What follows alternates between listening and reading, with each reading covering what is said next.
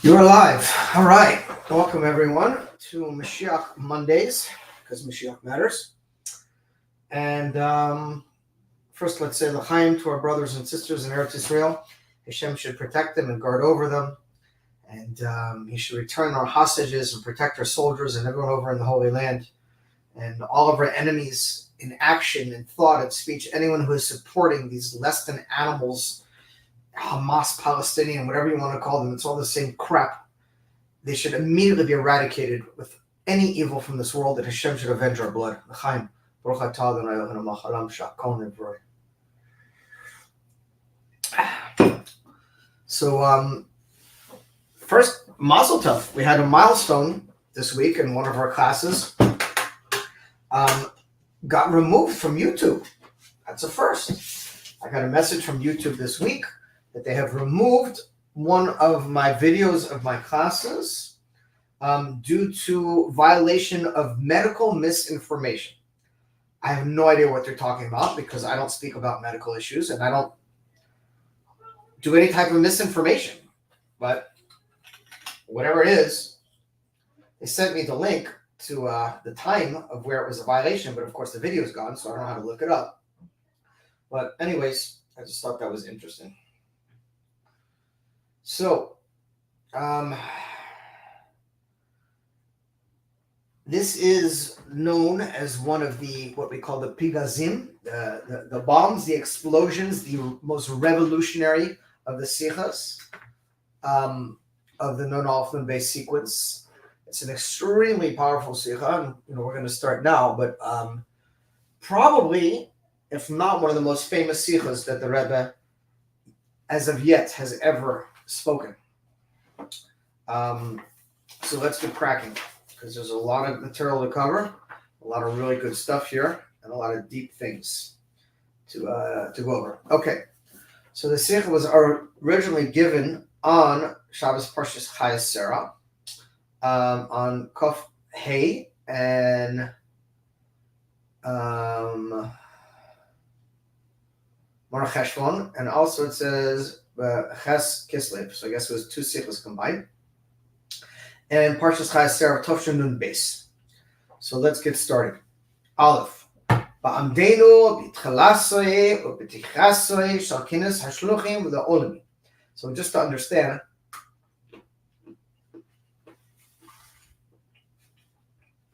excuse me.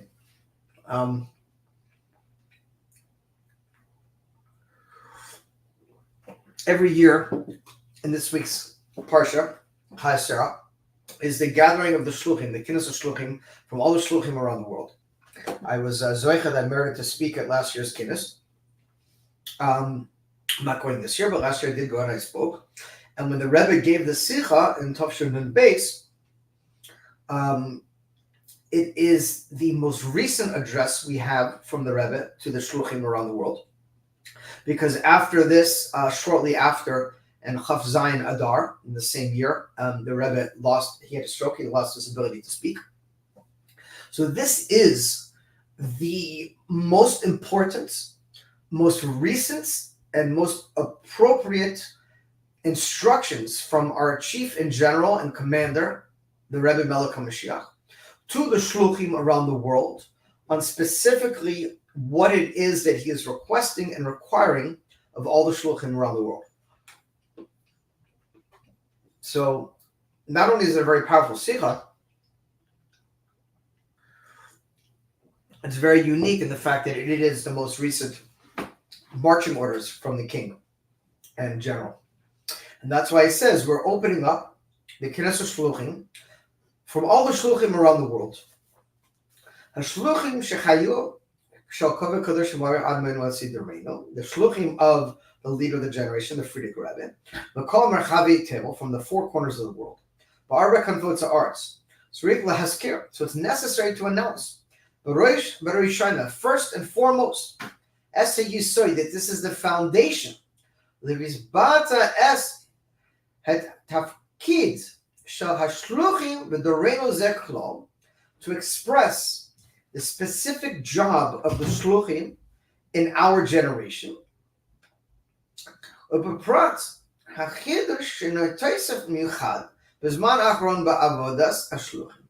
And more specifically, the unique and additional and specific work that is requested of this group of shluchim, or the most recent group of shluchim, and that is lekabal penei Mashiach tzikenu b'geula mitzis Shlema, to literally accept and receive. Penei means the face and also the innermost dimension. So the face and the innermost dimension of our righteous Redeemer Mashiach in the complete and the true and complete redemption. By the way, the Rebbe says this sentence 10 times in the Sikha. 10 times. I don't know, I'm not claiming to have learned every one of the Rebbe's Sikhas, but I've learned quite a lot. I've never seen another Sikha or another mimer where the Rebbe repeats the same sentence 10 times. Maybe twice, 3 times. But the exact same sentence 10 times. And it's emphasized. So, first of all, Noisef al hanekuda hamishtoifes b'klados avodas hashlichus shel bnei Yisrael b'klam. So the Rebbe says like that. First of all, we have to understand that in addition to the point in general of the service of the shluchim of the Jewish people in general, in other words, there's always a general work, right? We're Jews. We got to keep Torah. We got to keep mitzvot. We got to daven. There's certain, and shluchim, this is the main foundation of Jewish education. Torah, tefillah, gemul, chasidim, the 3 pillars that the world stands on. Davening, mitzvot, or good deeds, and learning Torah. That's the general work. That does never change. There's never a time that in any generation that the leader of the generation stands up and says, so now we're not going to learn Torah, chas v'shalom, or we're not going to pray, chas v'shalom. No, these are the foundations. So the Rebbe said the foundation always stays the same, and that is, Ani nivrasi l'shem eshkani. I was created only to serve my master. In other words, that's why we're here. We're here to serve Hashem. Uberprat, shluchim shal nasi d'reinu. And specifically how this applies to the shluchim, to the emissaries of the leader of the generation. Asher nekuras hashlichus hazois mishotafet mishaveh b'kol hazmanim mutayis b'zman l'zman chidush b'shlichus. And the Rebbe says the general shlichut does not change; it continues on in all times and all places. But in every generation, we have to add on a specific shlichus, a specific focus on the shlichus that is applicable only to this specific generation.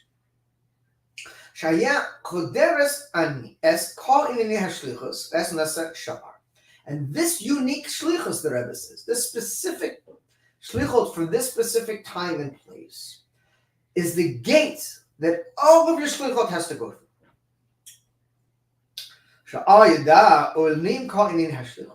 And through this gate, all of your shlichot, all of the work you're doing for the leader of the generation, everything gets elevated. How much more so does this apply to us in this time? And this is a very unique and specific thing.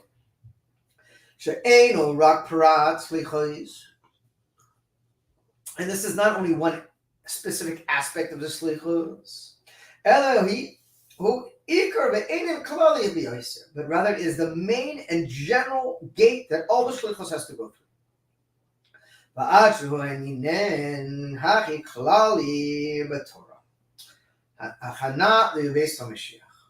And this is the specific thing that we have to focus on now to prepare for the coming of Mashiach.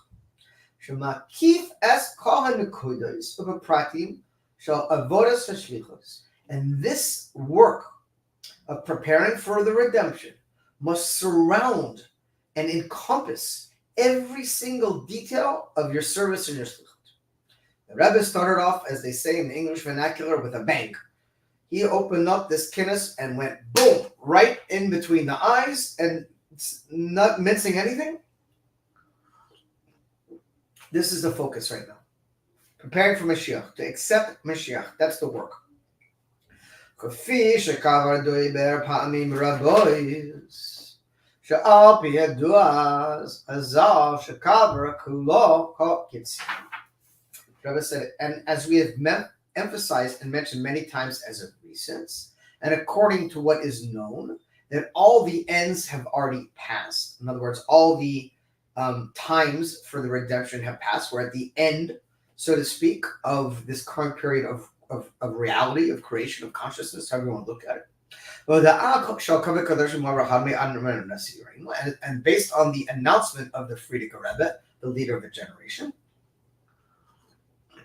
of course, the Rebbe is always speaking of the Frierdiker Rebbe as the leader of his generation, even though we are a new generation, because the generation is measured by the life and the mission from the specific leader of the generation. So the Rebbe considers his leadership as a continuation of the Frierdiker Rebbe's.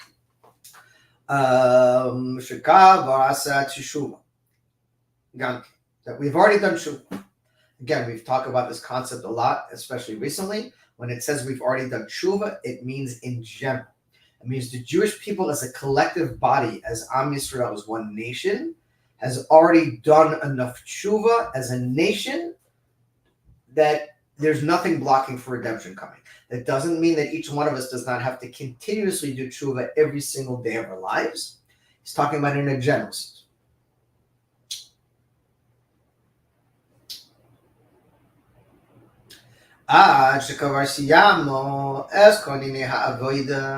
And we see that we have already completed all of the matters of our work. We've even polished the buttons, meaning the final stages. And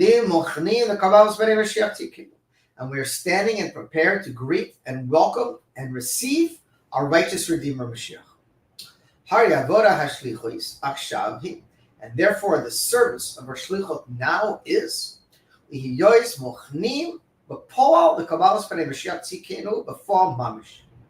to prepare in actuality to receive the face and the inner dimension of our righteous Mashiach in actuality mamish. And from this we can understand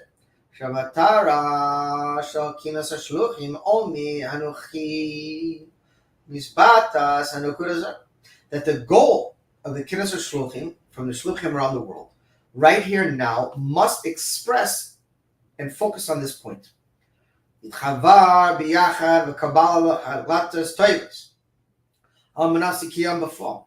that we must together accept upon ourselves good resolutions to fulfill this goal in actuality.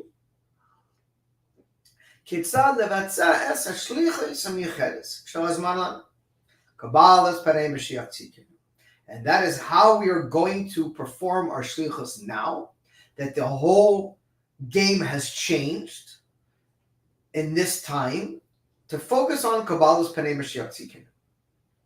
Again, the Rebbe made it very, very, very clear. On numerous occasions, the Rebbe has said, don't mince my words. What I say is what I mean, and I mean what I say. Don't say, well, maybe. No. Very clear. No one is saying we stop doing Torah and mitzvot and prayer and having challah bakes and all these wonderful things that all the Chabad houses do across the world. Friday night dinner, all this stuff still needs to continue on. But the Rebbe said, now we have to go to a new level. We have to change our mindset. We have to change our shlichot. We have to emphasize on something new. It can't be the same thing that it's been doing. Now the entire focus on shlichot, the Rebbe said, the gate that every single shliach must focus all of his shlichus on. And keep in mind, the Sikha was given 1992. So that was 31 years ago. Am I counting correctly? 2022. Yep, 31 years ago. And the Rebbe said, and you have to shift gears. You can't keep doing the same thing you're doing and say, well, what do you mean? Learning Torah is not bringing Mashiach? Baking challah is not bringing Mashiach? The Rebbe said, again, we have to focus and emphasize this very unique, specific task. And that is how we are going to change up our shlichut, how we're going to do something new and unique and original to focus on that the people should accept and welcome Mashiach into their lives. Base. And the relevance to the service of our shlichut. With Mashiach. Toivan. First,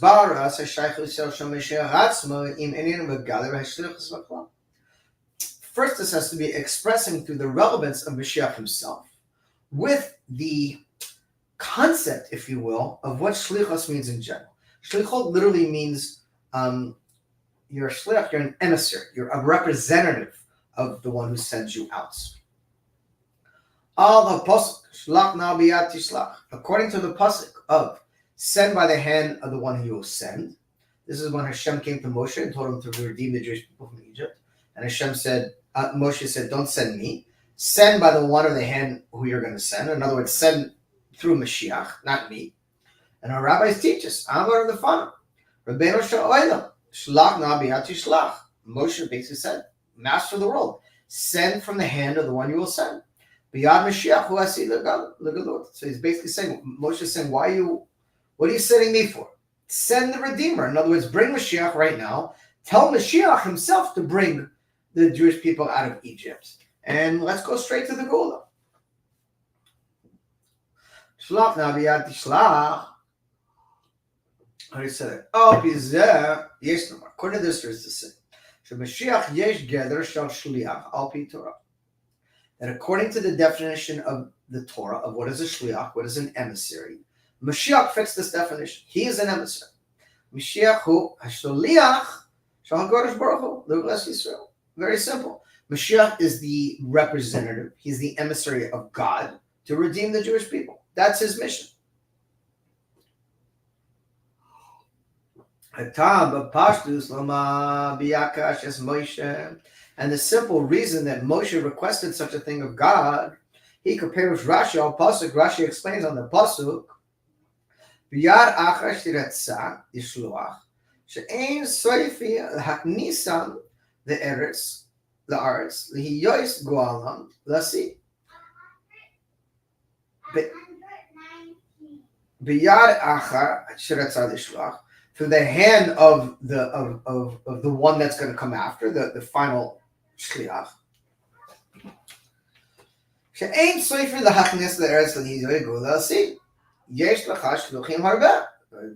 Moshe is saying, why are you sending me? You have many emissaries. Send the one who's going to finish the job. Send Mashiach.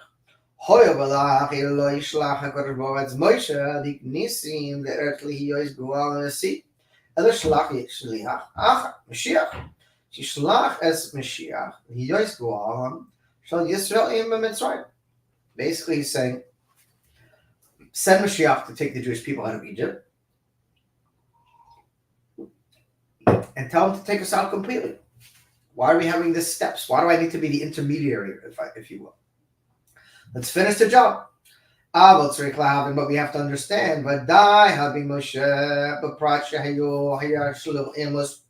For sure, Moshe had to understand what was going on. Moshe is the completion of wisdom and holiness. Surely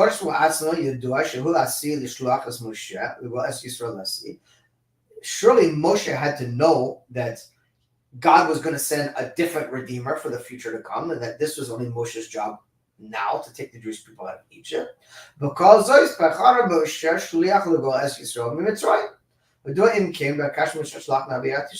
basically, what is Moshe doing here?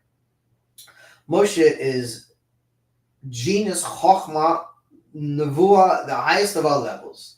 He knows that he's not the redeemer of the Jewish people. Moshe is from the tribe of Levi. Mashiach is from the tribe of Yehuda, King David. So why is he questioning Hashem? He knew that this isn't going to be the situation. So what's he doing? Is he wasting his air? He's also explained it a different way. After Moshe made this request of God, move on.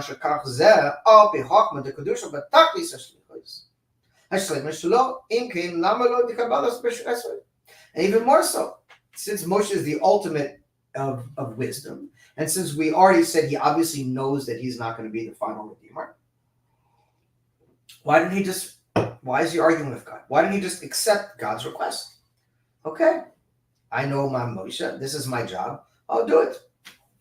יש מושיע נתונה שהאיוי שזה בקשה וצאה של משה רבינו אכן נזקיימה בפועל שאויסר שליח הקדוש ברוך הוא שלח לגאול את ישראל ממצרים אויסר עצמו הוא שלח לגאול את ישראל לשיא כפי שנאמר במדרש שמשה הוא גאול ראשון הוא גאול אחרון וזה But on the other hand, there's a midrash that says Moshe is the first redeemer and he is the last redeemer.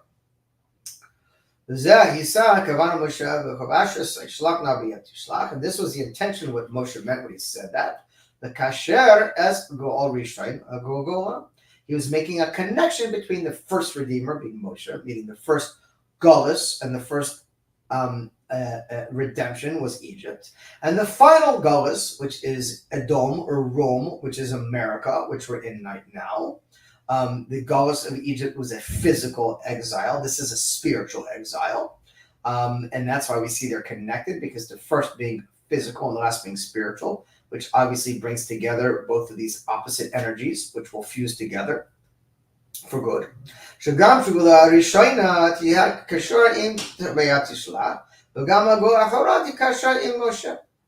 there's a connection between these two things. In other words, even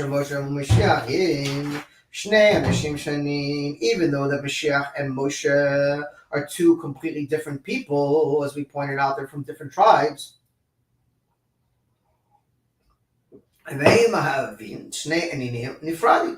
Two different backgrounds, two different tribes. Nevertheless, there's a connection between both of them, the first and last redeemers, which we will explore now. Gimel.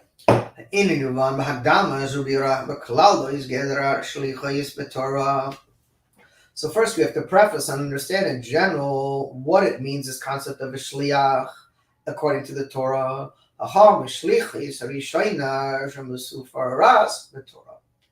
Parsha Seder. And this week's Parsha, which is, it's not a coincidence that this is the time of the year, every year, where the Knesset Shluchim is held during Parshas Chayasara. And this is the same Torah portion that speaks about the very first Shliach whose mission is recorded in the Torah. It's in this week's Parsha. Ashlich Shalach Avraham es Eliezer the mitzvah le'asois shiduch avor Yitzchak banu. The very first Shliach was Eliezer. Avraham Avinu's assistant. And his first shlichut, sent by Abraham, was to find a wife for his son Yitzchak.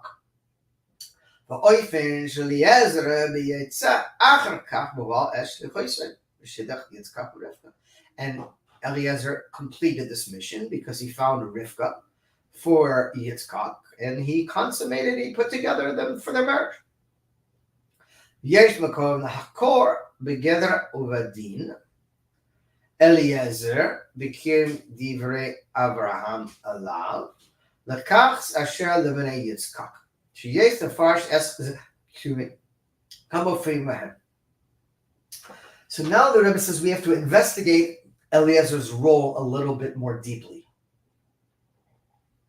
as to what he was requested to do from Abraham and what he did, to truly understand this idea of a shliach. So first of all, Eliezer shliach haya lekedushin. Shlucho shel adam k'moiseh. So Eliezer's job, first and foremost, was as a shliach. What was his job to do? The kedushin, to bring about the kedushin, to bring about the marriage between Abraham's son Yitzchak and ultimately Rivka, who would become his wife. That was his shlichus. That was his mission. And it says, a shlucho shel adam k'moiseh. A shliach, an emissary, is like the one who sent him. It's a very important point that we're going to speak about at length. Base, and the second interpretation of Eliezer's role, Eliezer had together a shadchan, that he was in fact a shadchan, or a matchmaker. The mitzvah ha'isha liyitzchak, or a filo shadchan l'kedusha. Sha'af al bichein shegam shidach So now he's talking about a different set of circumstances, or a different set of way of interpreting the circumstance. And that is that Eliezer is a shadchan, or a matchmaker. And therefore, even though his job would, as we say, is to bring about the marriage as a matchmaker, nevertheless, he's now going with his power of a shadchan, of a matchmaker, and not from the power of the one who sent him. In other words, now it's a little bit of a different situation, whereas a shliach is an extension. It's literally an extension of the one who sent him, the mishulach. But a shadchan is basically a different role. Even though they're being sent out by someone, the shadchan's role is to do whatever the shadchan sees fits or makes sense to the shadchan, and therefore he's using his own powers. He's not using the powers of the one who sent him. It's a distinction with a difference. It's close, but we're going to talk about it a little bit now. Shahu kemoisei amishulach. Ma she'ein kein b'neged shadchan ein oimrin. Shadchan shel adam kemoihu. Rather, and it says the shadchan is not like the one who sent him. A shliach is like the one who sent him, but not a shadchan. On the contrary, shadchan hu b'perush lo kemoisei. He's surely not like the one who sent him. Elo kadam achar she'oseh tova lishnei. Rather, he is more like one who's doing a favor for another person, or being paid to do something for another person. It's a different way of going about the mission, if you will. Yesh v'sar l'ma. So there's to explain. Eliezer lo haya k'shliach shel Avraham shu kemoisei. The Eliezer was not like Abraham. Otherwise, he would have had to be just like the one who sent him. Rather, k'metzios nifradis. Rather, he is his own independent existence. And this applies to Mizrach Eliezer Haya Chazar L'Matzah Elea Sha'amar Lo LaAvraham Fanois Alav Hashino Beitoi. And because the fact that Eliezer right away said, aha, here's my chance. I have an idea.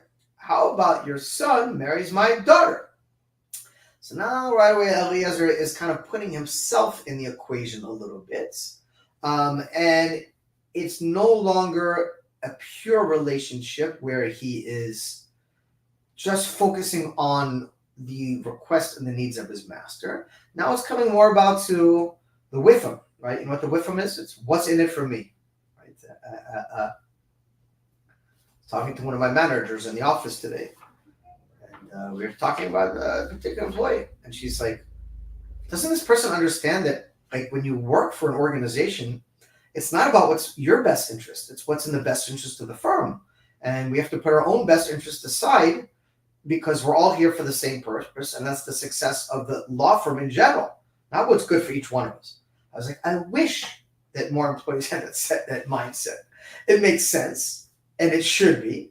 But we're a basar badam, we're flesh and blood, and it's very easy in any situation to start thinking about what am I going to benefit from this, right?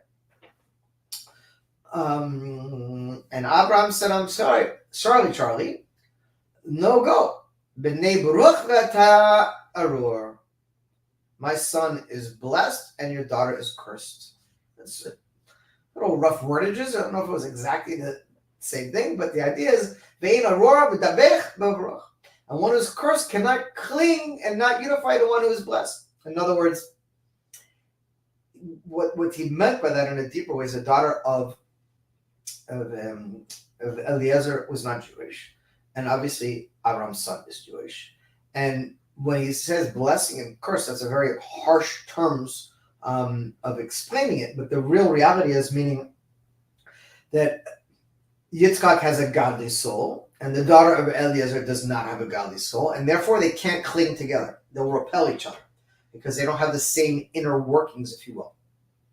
It'll be like two polar ends of a battery. They won't stick. Mamela yesh makoyim she's aravo b'zeh cheshvoinais Ishi. And therefore we see that now a place has come that has allowed Eliezer to enter his own makshavos, his own thought process, the with him. Right? If you look at any organization, whether that's a law firm, the person who I'm speaking about, that's why she was an employee and now she became a managing attorney. And she continues to rise up the ladder in both income and in rank because of her selflessness, right? When I have employees who it's obvious that what we call them is paycheck players. A paycheck player is someone who shows up, punches the clock, puts in their time, punches the clock, and goes home. They're just playing for their paycheck. They don't have higher purposes or goals to improve the organization, to improve the general mission of what we're all doing. So those paycheck players never really go much further than where they are. The people who rise in any organization, whether that's a private business or an army or a government, are the ones who express and show selflessness. The ones who don't start mixing in and thinking about what could benefit them. And the truth, they teach you early on in business, especially when you're an entrepreneur, that the greatest way to succeed is not to focus on other people, how other people can help you, but on how you can help other people. And if you're continuously focusing on how you can achieve and do good and help others, then automatically they are going to want to help you even more. So it's a mindset. And Eliezer, once he started mixing in this desire for his own daughter and him to benefit, it became what we call his own koiches. His own powers started getting mixed in. But looking at it from another way, Eliezer was a respected elder of the home of Abraham, and he was entrusted to control Abraham's whole estate. Abraham trusted him blindly. Moshiach b'toras rabbi, d'loi umashke b'toras rabbi le'achrim, Eved Abraham, Asher Eved Melech Melech. It says that he was is basically we learn in the Torah that the servant of a king is like a king himself. And Abraham being like a king, Eliezer, so to speak, was like a king himself. Because he was his servant. He did look out for him all the time. He was in charge of all of his finances, of all of his business dealings. And Abraham trusted Eliezer with everything. Nothing was held back from him. And therefore it was like he was second to the king of him.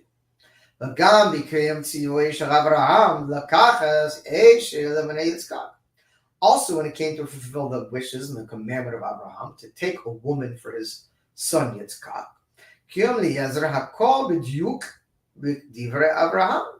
Eliezer ultimately did fulfill this precisely according to the wishes of Abraham.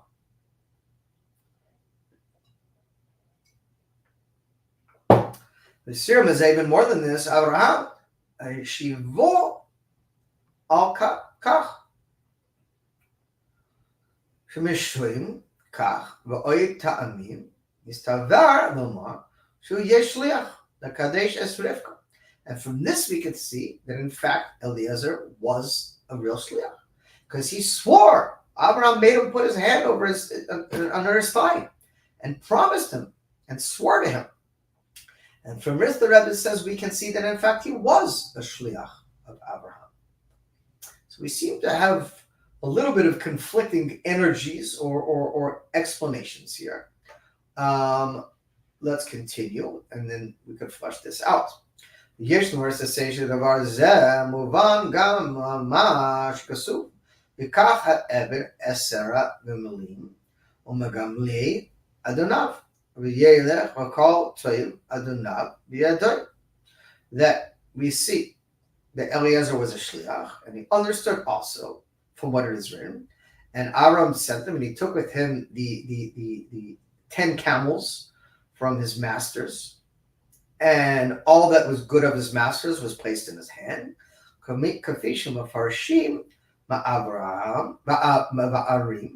Eliezer hachazik berushuisei, v'kol toivelena, that Eliezer was sent and had in his possession all the good things of his master. And therefore he was able to act according to the will of his master. And everything that literally belonged to his master was put in his possession. The Hora Chayu Yachol Abraham Mosar Kol Asher Loy Adam Sa'alav Yachol Lehiyos Safech Im Yistamish Bezeh K'divei. Excuse me. And seemingly, how is it able that Abraham gave him every single thing that he had without any doubt whatsoever, and told him and totally entrusted him to use it exactly in the right way. Full authority he had. He had Abraham's bank accounts with a checkbook, with a blank check. I trust you to do the right thing with this. And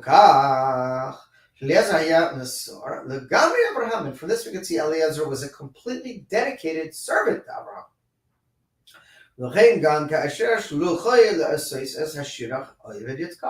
And therefore we see that in fact he was a shliach to make the shidduchim with his son Yitzchak, who haya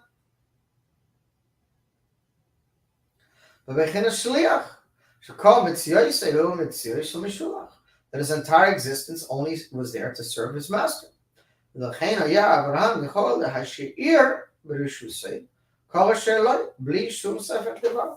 therefore we see for sure that Abraham completely trusted him with everything that he owned, that he would do the right thing and good thing with.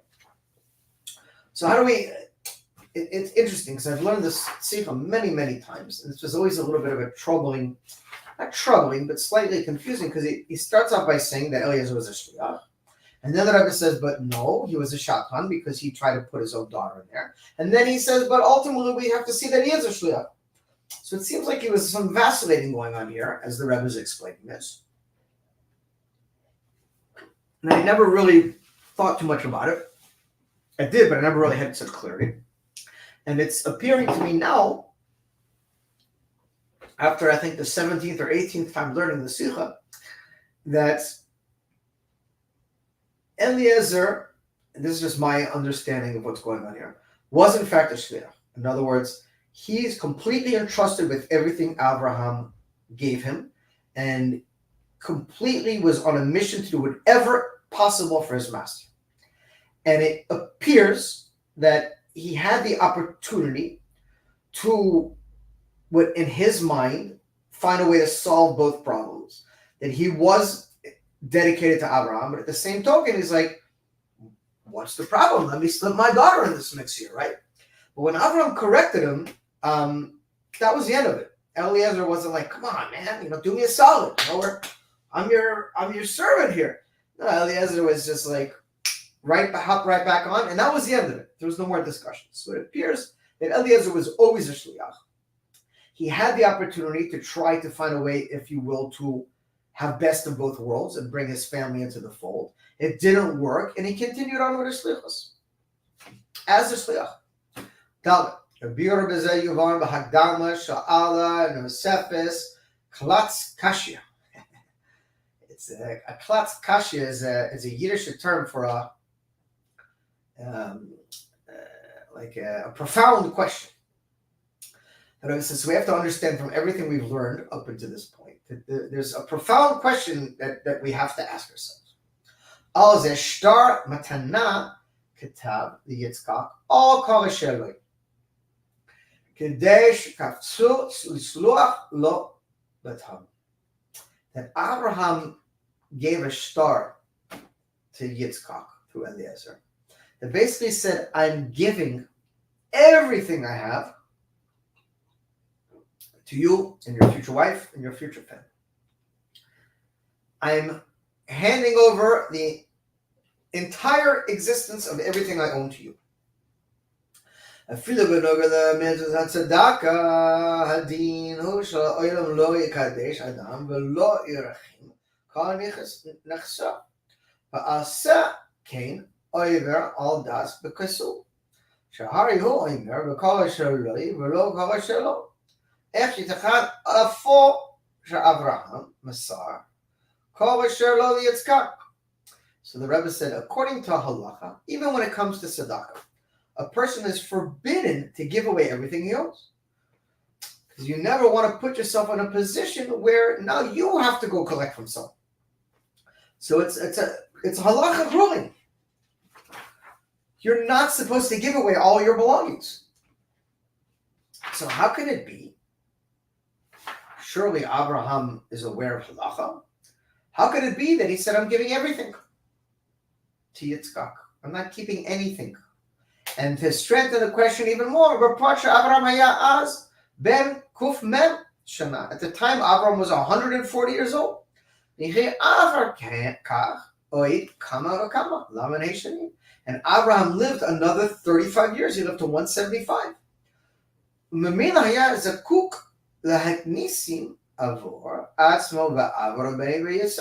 So how much more so did this strengthen this question that what is Abraham doing giving away all his earthly possessions to Yitzchak when he had 35 more years left to live? If he was on his deathbed, okay, it's the end of the show. Take everything. But everything, 100% of his possessions. Excuse me. Amar Yitzchak ben Abraham Avinu, Abraham Holedas Yitzchak. So looking at it from a deeper dimension, we see the pasuk that it says, Yitzchak was the son of Abraham, and Abraham gave birth to Yitzchak. Amar Azal, the rabbis teach us, Klastar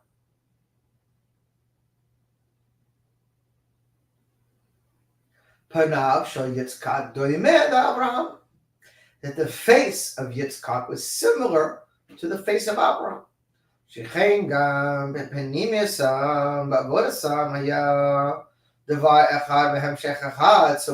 from a pshat, we know that because Sarah was alone with Abimelech, that that perhaps people were going to say, God forbid, that maybe Yitzchak wasn't Abraham's son, that maybe he was fathered from a stranger, and therefore Hashem, to eliminate any concerns or questions in anyone, he made sure that Yitzchak's face matched Abraham, so everyone knew it was his son.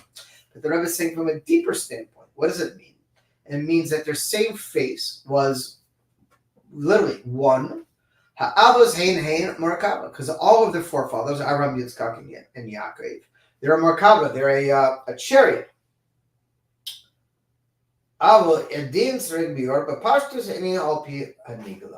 according to Kabbalah and Chassidus, we see that when it says Abraham gave everything to Yitzchak, we understand that there's no real division between the Avos. They're the Abraham, Yitzchak, and Yaakov, Chesed, Gevurah, and Tiferes, and therefore one automatically, if you just look at Kabbalah and Chassidus, the flow of energy from one sphere to the next, the spheres have to give over everything. So it's Abraham or Chesed can't hold back the energy from Yitzchak or Gevurah, and then Yitzchak can't hold back the energy to Yaakov, which is Tiferet, or the energy won't flow. And since the Avos are a Merkava, they're a chariot, all of those energies have to flow, and therefore, according to Kabbalah and Chassidus, he had to give everything because your physical possessions are also a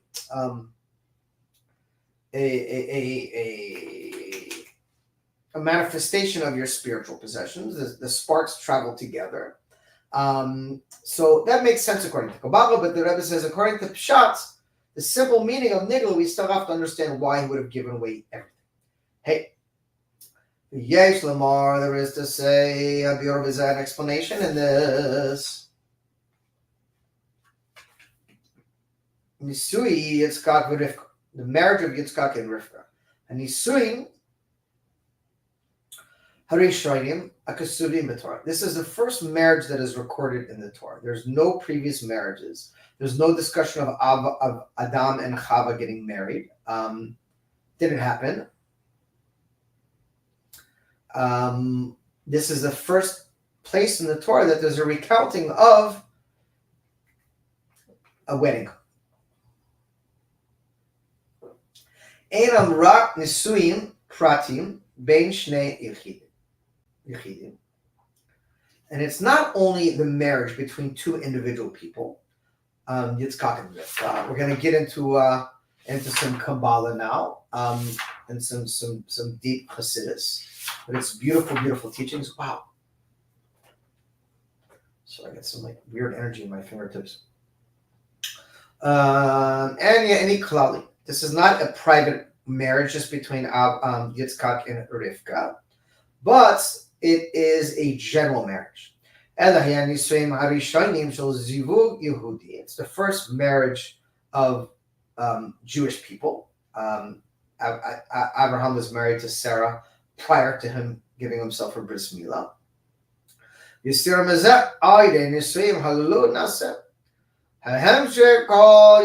And therefore their marriage is a general marriage that brought down the energy for all of the Jewish people to follow.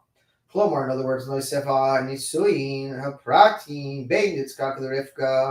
in addition to the marriage individual between Yitzchak and Rivka, Misbatin, Nisuyim, as Nisuyim, so Klal Yisrael. This was a general marriage that affected all the Jewish people. Now, I always see you say that message. Say something so Matisyahu knows you're here, and no one ever says anything. So I don't know if that's an alias that you're talking to, or an alternate ego, an alter ego or something. Okay, so this is a general marriage between the Jewish people. It's not just between two people, Yitzchak and Rivka.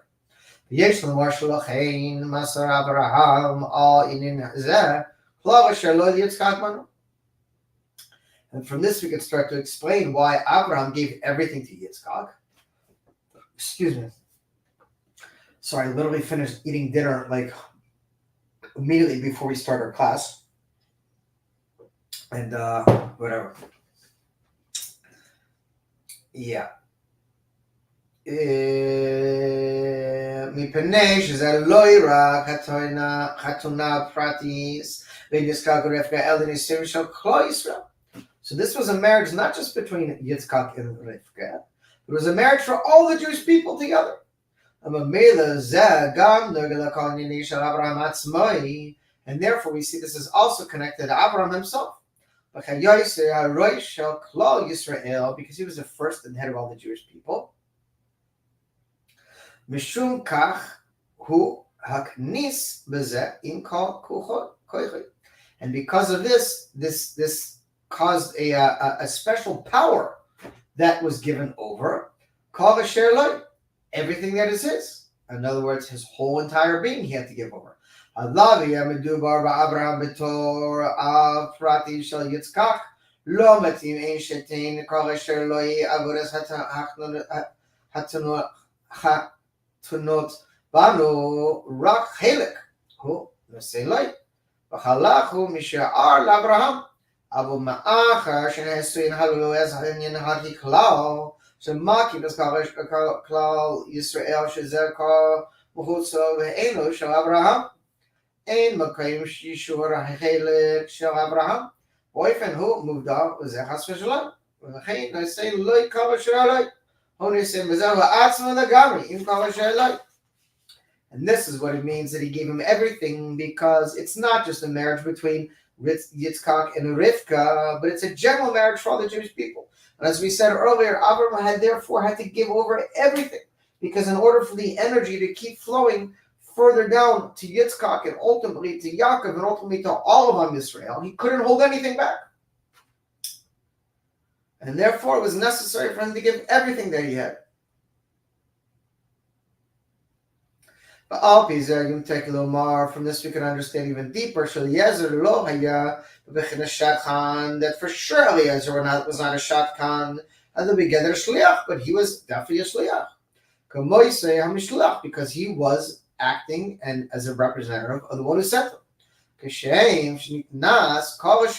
And therefore he gave everything. And therefore it was necessary that it should be absolute. Bli shum prat mechutz leze, without any detail left outside of it. Kach muvan gam b'negel Eliezer. We can see this also as applies to Eliezer shekal mitziyosa. Yeah, that he, Eliezer, literally acted and represented exactly like the one who sent him, like Abraham. Because in order for Abraham to give everything over to Yitzchak, he had to give everything over to Eliezer. It had to be one continual flow.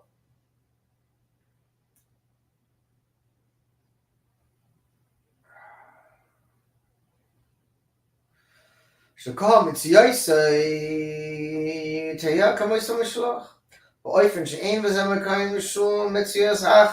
therefore there's no place for anything existing outside of it. That Abraham literally had to give everything over to Eliezer, and Eliezer gave everything over to Yitzchak. He had to act as what we call a tzinor, or a pipe, meaning not interfering yourself or letting it get in the way. 5. And now, hold on, let me just do a time check. 1.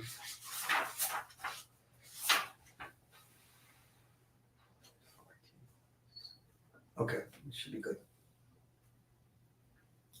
So now we're going to talk about this in an even more inner words dimension. And the end of the Kuti Torah, the wondrous volume written by the Alter Rebbe of Chassidus,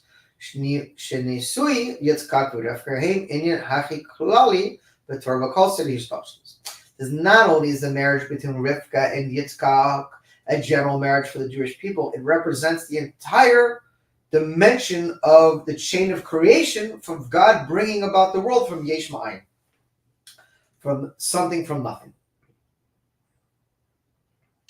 And is also connected and expresses the entire service of man. Yichud ma v'ban. This is our work. This is what a Jew is.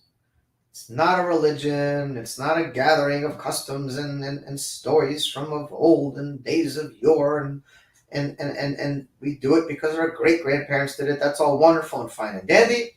But our ultimate work in this world is to unify the energy or divine worlds of Ma, which is the masculine attribute, which is represented by Yitzchak, and Ban, which is the feminine attribute, which is represented by Rivka. And this means many things. One of them being that the soul is Ma. In other words, the masculine energy is the soul, is the light, and the goof and the body, which is Ban, Shakal Yehudi, of every Jew. Generally speaking, in Jewish mysticism and Kabbalah and Hasidus, the masculine energy is the spiritual energy, or the what is called Ma, or the soul, and the feminine energy is the body, right? Like a woman is, just look at our sexual reproductive organs, right? The man's is outward, and the energy goes out. This is the energy of the soul, or the spiritual energy, and the woman's is a receiver, right? Her sexual reproductive organs are a matter of taking the seed and bringing it inside. She's the ground. She's the physicality. She's the vessel for the man's energy, right? Which is why, according to Kabbalah, a woman's hair is always covered, because the head, or the hair, is where the energy goes out. And when a woman is receiving her energy from a man, that energy, in order to flow properly to the world below, shouldn't be escaped or released from her hair, from her head. Just according to Kabbalah and Chassidus, that's the way this cycle works. That the energy, I don't want to get too far, of course, but man represents Chokhmah and women Bina. In other words, male is the seed, it's the impregnating drop, and the woman is the receiver that takes that seed and brings it into life and brings forth the offspring, which are both physical and spiritual. So in a worldly view, what that means is that the first and foremost place that a man's energy goes to when he's learning Torah, when he's doing mitzvot, anything he's doing, it channels through his wife. whether he's aware of it or not. And that's why they say your wife is a vessel for your parnasah, for your physical existence. And if your wife is not, you are not in tune with your wife, if there's strife, if there's energy that's off, and don't kid yourself, men. Women are way more spiritually sensitive than we are, even though we're the soul and they're the body. And they are aware of our thoughts and our emotions and our feelings. And if we say something, but they're sensing something different, that's what they go by, not by your words. It's not like a child that you could, sometimes, say things and get away with it. A woman senses things. And if her sensory perceptions are sensing that the man is not in tune with her needs and her, I'm not talking from just a sexual standpoint, I'm talking from an emotional and a spiritual and a sensual and a loving aspect. That in turn results in the vessel not being a fitting receptacle for the man's energy. And what happens is you have a leaky bucket. And when you have a leaky bucket, everything affects, meaning your home, your wallet, your ability to influence and affect others around you, because it goes from the woman, and from the woman it goes to, first and foremost, your physical children, if you have them, and then spiritual children. What are spiritual children? They're anyone and anything outside of your home, meaning people you're trying to bring closer to Torah, people you're trying to influence for good, people you're trying to affect in a positive way. All of that energy, whether you're aware of it or not, first travels through your wife. That's the way God set it up. So the idea of, and again, this isn't just masculine and feminine from a home. This also applies in a more a macrocosmic way of your energy in the world and God's energy and your ability to receive it. And that's why, again, so Ma is the masculine energy or the soul, and Ban is the feminine energy, or the body.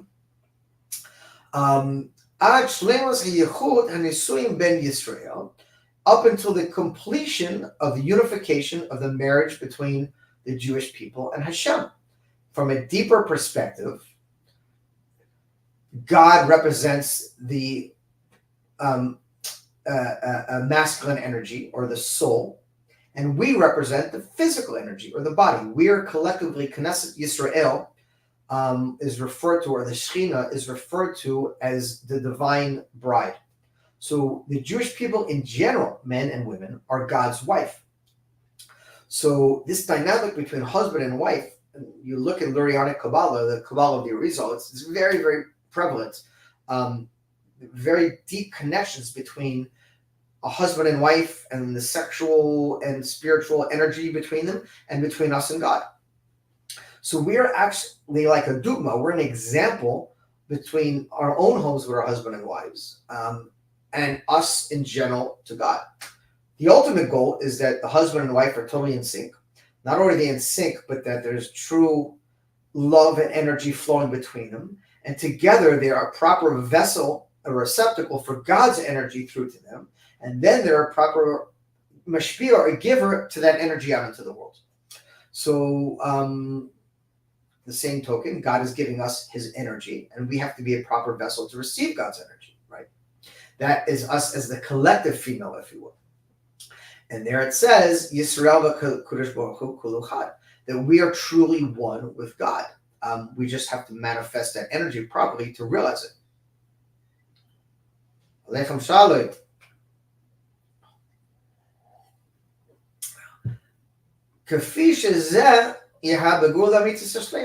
And this will manifest in the true and complete redemption.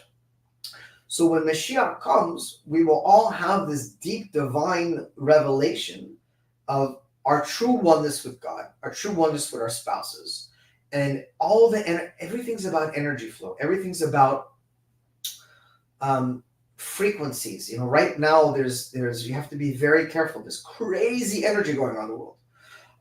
First of all the negative things that are happening are only a reflection of the positive things that are happening. The reason the shadow is bigger is because the light is bigger. So all this craziness that's happening in Israel and all these attacks and all these horrible things around the world, it's a impulse reaction to a tremendous amount of divine energy coming into the world. So what the forces of klipa or unclean energy is trying to do right now is to cause everyone to be panic, worried, frustrated, nervous, afraid. That's why you got to be very careful, right? You know, as Jews, we're very careful what we put in our mouths to make sure we eat kosher food. But often we're not careful what our eyes see and what our ears hear. Because if you're looking at bad images, even if they're real, if you're looking and listening to impure things, if your eyes and ears all day long are sitting in front of a computer, in front of the news, and and all you're seeing is chaos, that chaos is entering inside of you. I'm not saying to move under a rock, but you just have to be careful to try to limit your consumption of negative energies. And even, someone told me the other day, like, there's horrific videos and pictures, circulating everywhere of what these moms or Machshamam Hamas did to Jewish women and children. You can't even begin. There's no words to explain.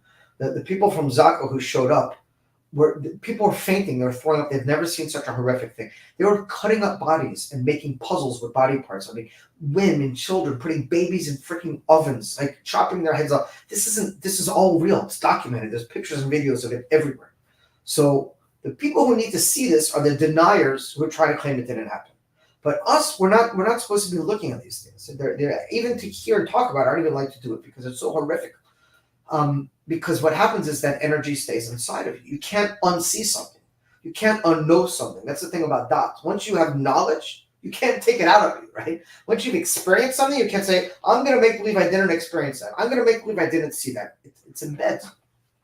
So I don't want to get too far off topic, but there's a lot of energy going on in the world right now. And it's very important to increase in Torah learning, to increase in positive things, because we have to combat that negative energy with positive energy. And it's very easy to, God forbid, start going down because of so much negativity out there. So we want to turn up the positive light, if you will. Okay, that was too much for that. Let's continue on. And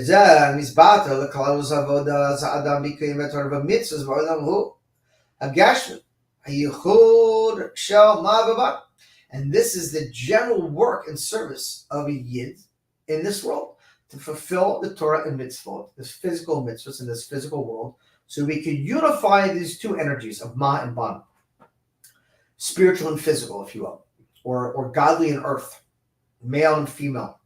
It's all the same thing.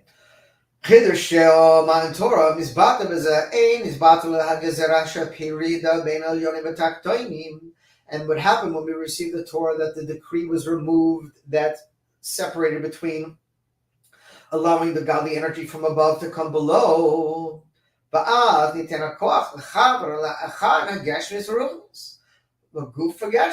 after the giving of the Torah, since that block became removed, now we have the ability to unify physical and spiritual, God and the world.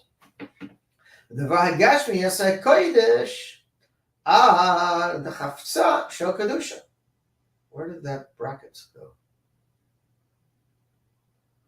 How can it be in it? Oh, okay. And therefore we have the ability to transform physical things into holy. And this will reach its ultimate manifestation in the true and complete redemption, when you will see there's no separation between God and the Jewish people, and that the world is not something separate. The world is in fact a vessel for this godly energy to be revealed and manifested in the physical world.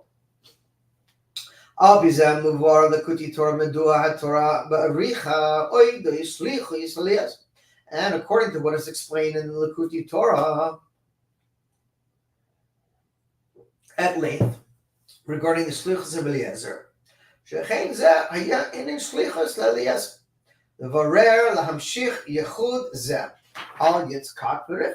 and this was the main work of Eliezer, to bring about the unification of Yitzchak and Rivka, which ultimately is this Ma and Ban energy, physical and spiritual, God and the Yidden, male and female, soul and body. And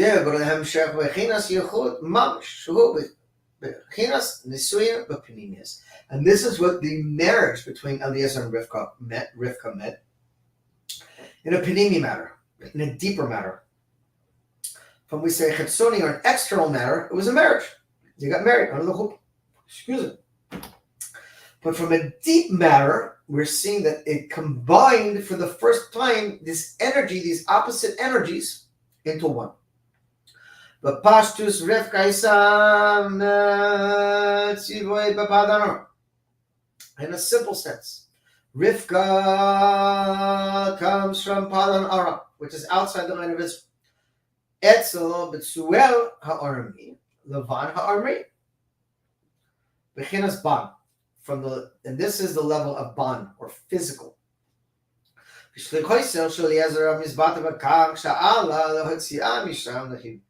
Havia, Lihiyois, Asher Yitzchak, Isha Yitzchak, Bechinas Ma, and Yitzchak, coming from Abraham, was this masculine energy referred to as Ma, or the soul. And their goal is to unify into one flesh, Ma and Ban, spiritual and physical, soul and body. And this was basically the work of the Jewish people down here in this physical world, is the holy told us, in order to bring about offspring. Pshutim, Shemehan Boim Kol Yisrael Atzif Kol Daris. And continuing on for the Jewish people, generation after generation. Offspring of physical offspring, meaning actual children, and offspring of spiritual children, of Torah, of mitzvot, of people you're teaching, and those who are learning from you, to keep this divine energy flowing. And according to this, we could understand that the shlichus of Eliezer nitna es hakoach lepo es avora shel Yehud Ma'avaman, v'avodas Hashem hachal b'man Torah. This gave the power and actuality to bring about the service of unifying Ma and Ban. And this is the service of why we're here, of Hashem. And this ultimately became what would be given in Ma and Torah. And this energy is drawn down in all times and all places until it will reach its ultimate manifestation in the true and complete redemption. We will see how these energies have truly become unified. Yes,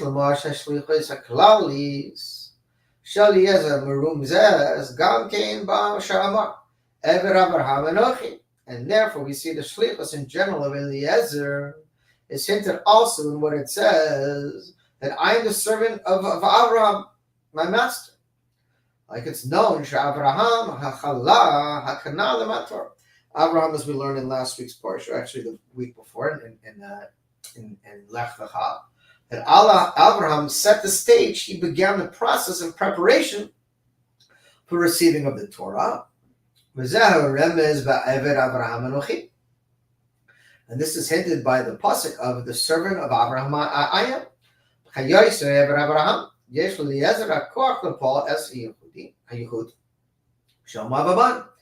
This being a servant of Abraham, Eliezer, this brought about the power and actuality for him to bring about the marriage of Yitzchak and Rivka. In other words, without Abraham, Eliezer could not have done this. Eliezer did not, and that's why we came to the conclusion earlier on in the Sikha that he's not a shatman, he's not a matchmaker, but he is in fact an emissary, a shliach of Abraham, meaning that he's going not with his own power. This is a very important thing. And this is why you can see shluchim around the world, some of these people with very basic skill sets. They didn't go to college to learn finance. They didn't learn management tools of how to build up teams. And you see shluchim with basically yeshiva education building massive empires with dozens and dozens of Chabad houses, with schools and nurseries and seminaries and yeshivas and unbelievable buildings, millions and millions of dollars, affecting thousands of people. How? It's not from their power. It's from the power of the one who sent them, from the Rebbe. And this is why we see that Eliezer was a shliach, that he was able to accomplish so much, because he's not using his power.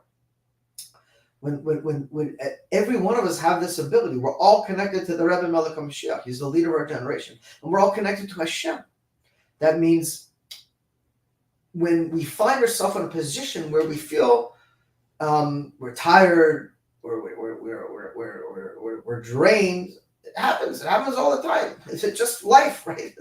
Just being a Jew without having to work and do anything is a full-time job. You got to daven 3 times a day. You got to learn Torah all the time. You know, the festivals, there's mitzvot. There's so much to do. Now you put a family on top of it. Now you put on top of it you have to work for your living. Then you have to be a shliach and give back to those in your community. And there's so much, and we could very easily get trapped in this thing that I can't do it. It's too much for me. That's when you're using your own power. When you say it's too much for God, it's too much for the Rebbe. No, not possible. So that's the idea. Is it's not our power. We have to tap and we have to be a tzinor. We have to be a pipe. And there's how Eliezer got the power to bring about the unification of Ban, the marriage between Yitzchak and Rivka. Gam ikar hachana le'avdon es ha'elukim al har hazeh. And this became the precursor, the opening up for ultimately what will become the giving of the Torah. Zion. But we still have to explain this in a different way. According to what we said above,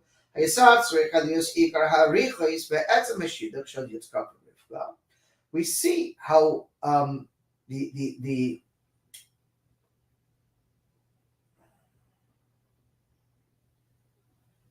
hold on one second. It is necessary, the main arichos and lengthy concept of this shidduch of Yitzchak and Rivka, that the general process of bringing about the shidduch between Yitzchak and Rivka was very lengthy. It was explained at length in this week's parsha. This is what the whole week's parsha is about. It's about Yitzchak sending Eliezer and Eliezer finding Rivka and the whole bringing together. And not necessarily on the actual culmination of Shulot. Everything was a preparation for bringing about Ma'aban. And therefore, the Torah goes to great lengths to discuss the shlichus.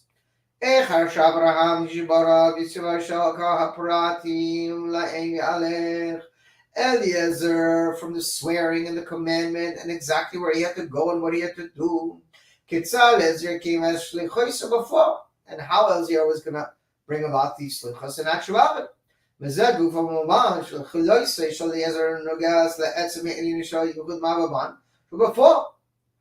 And therefore we see that Eliezer, as it's connected to the very essence of the unification of Manban in actuality.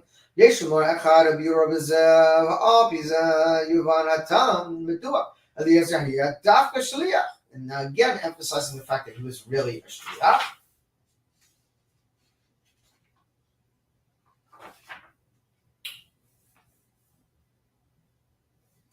Sorry, lost my place. And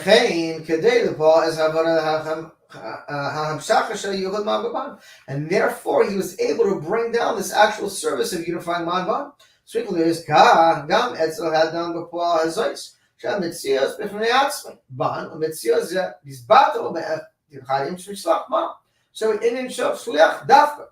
And now we see how it was necessary.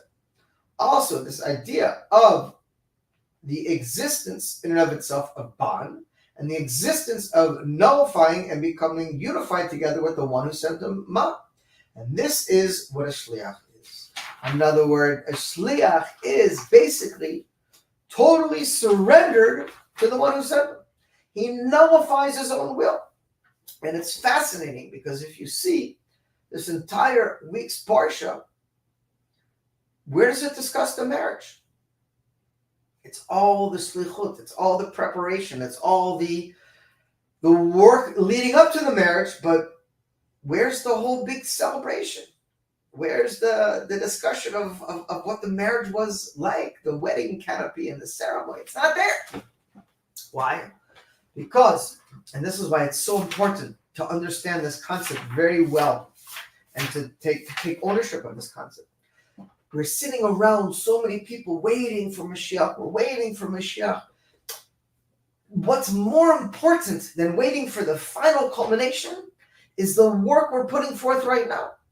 In other words, the most important thing isn't to get to the point where we say, okay, now it's here. It's now. This is what it's about. It's about the work. It's about bringing Mashiach, not waiting for Mashiach. It's about our work right now. The Rebbe emphasizes so many times in the Sikha that the Mashiach and the world that you are going to experience is based on the work you're doing now to prepare for it. That the more effort you're putting forth now, the more you're working hard to bring about redemption and Gula into the world, that is going to define the Mashiach result that you're going to get. So in other words, we have to be active participants. And we have to be active participants to the point that we're less focused, in a way, on the goal and more focused on the work. And this is why people get discouraged. I don't want to get too far off track. We're already going to be a little bit late because it's a long sikha. But I think it's important just to touch upon this. And I'm a very goal-oriented person. I set goals weekly, monthly, yearly. And it's very important to have goals and to set goals. But sometimes we get too caught up with the finish line that we forget about the day-to-day running of the race.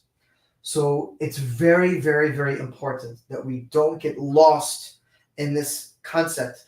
To be successful in life, whether that's in your marriage, your service with God, your business, you have to fall in love with the process. You have to get used to and accustomed to the day in and day out grind.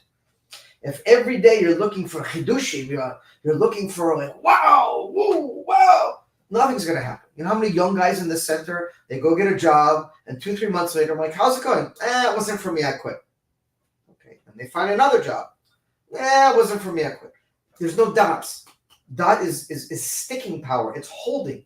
It means even if you don't see the benefit on a day-to-day basis, you're able to pull out and see the big picture. Yes, the journey is the destination. That's exactly right. It's not about getting to the point. It's about the day-to-day living. It's about the day in and day out to know that every day I'm going to go forward and do my best to make today a little bit better than yesterday. And then tomorrow will be a little bit better than today. And just to keep, we're looking for small gains over time, small gains, not this 0 to hero overnight. Boom, boom, boom, boom, boom. People live in fantasy land. We're so caught up with all these fakata influencers, and everyone says, well, everyone's looking to be a multimillionaire overnight. Everyone wants to finish the race, but no one wants to run it. Like this, slow and steady, every day. Boom, boom, boom, boom. This is our work. And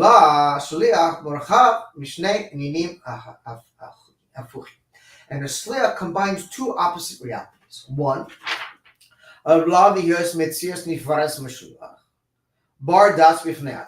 that we have to acknowledge that in fact we are individuals. We're not robots. We're not pre-programmed. And therefore we do have our own dots. Our own knowledge, and we do have to use our own brains and figure things out on our own, right? We can't, every 5 minutes go to the Rebbe and say, okay, what do I do now? What should I do now, right? Like, this is what it means to be a self-starter when you hire an employee. When you hire an employee, or you're a self-starter. What is a self-starter? Figures it out. Okay, you get into a tough situation, what do I do? It's not redirect, let me call my boss and ask my boss what to do. It's like, okay, I have a brain. Let me see if I can figure this out. Let me be resourceful. Let me find a way to find solutions, right? That's what you want to look for. You don't want to just right away. We have employees all the time. It's like, right away, they can't, okay, what do I do next? What do I do now? This happened. Figure it out. Obviously, if you're stuck, then you can ask for help. But this is what it means to have dot, right? You don't, I know people, they open Igros HaKodesh every day, ask the Rebbe every day, what should I do here? That's not a relationship between a chassid and a Rebbe. You figure things out, you use your brain to come up with the best solutions, and then you ask the Rebbe for a bracha. So this is what it means, bar dat bifnei atzmo, your own unique thinker, use your brain. And second, use betel l'mishloach. The hachir shehu shliach shaloi. You're nullified to the one who sent you. It's not a contradiction. Meaning you have your general work that is sent to you by your boss, by your mishloach, the one who sent you out. And that is what your existence is for. You're going to follow and want to achieve what he wants you to achieve because you're an extension of him. But you're going to use your own brain to figure out how to do it. And you're not changing from the will of the one who sent you.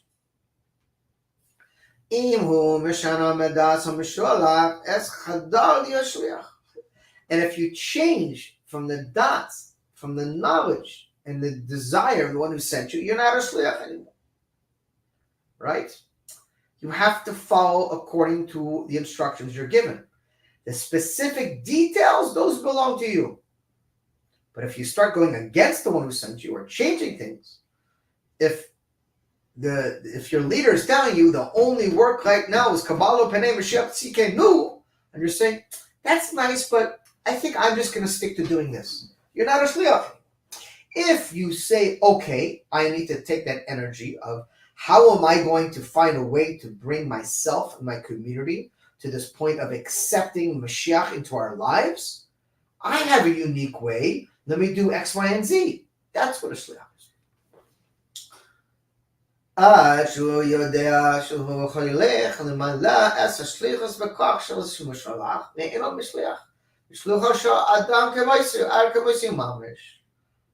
And if you go according to the way of the one who sent you, you're going with his power. And when you're going with his power, you're like him, and there's nothing you can achieve. And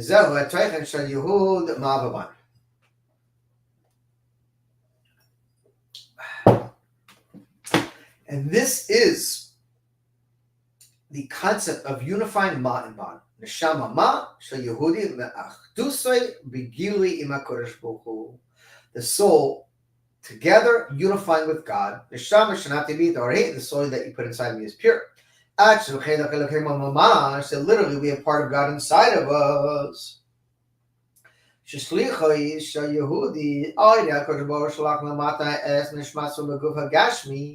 That every single Jew is a shliach of God. The fact that God took our souls and sent them down into this physical world in a body, that we're shliach. We're here on a mission. You come down into this world and all of a sudden you're like, oh, you didn't tell me there's going to be steak. You didn't tell me there's going to be all this fun stuff to do. Ooh. Next thing you know, you forget about your mission. You get disconnected. But we're all shluchim. But oilam hagashmi, in this physical world, which is ban. The world itself is the feminine physical reality, and we're connected to God, to the spiritual energy. That you formed us, you created us, and you blew it into us.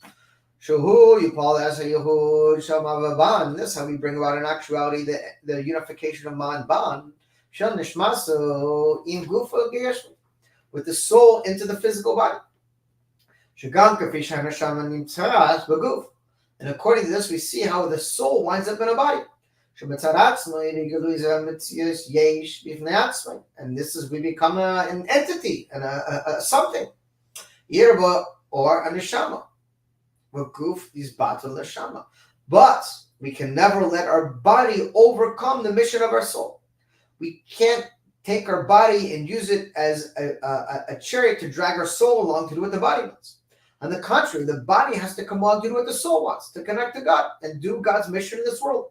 Because ultimately the body and the soul become together as one in this physical body and physical world.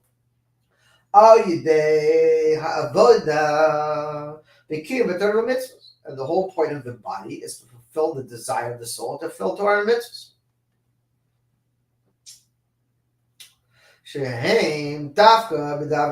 Specifically in physical things, to draw down and reveal the light of holiness in this physical world. And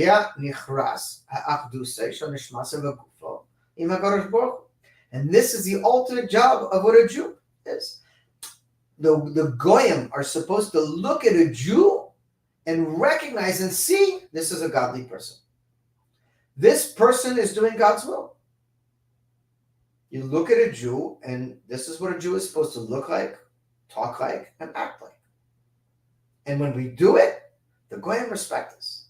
But when we try to be like Goyim, they spit on us. They're disgusted from us. Like, what are you doing?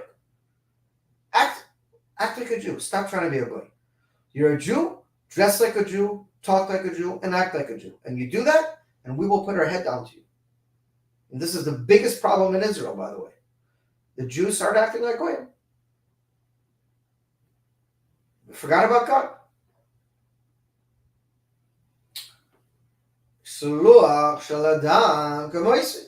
And we are supposed to be like the one who sent us. In other words, we're supposed to represent God.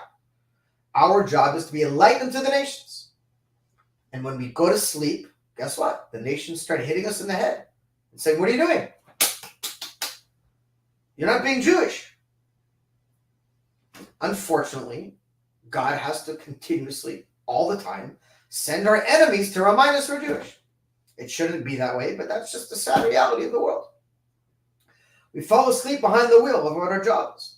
And God sends our enemies to remind us, hey, you're not like us. Stop trying to act like us. Stop trying to be like us. Be who you're supposed to be. And we will do what we're supposed to do. And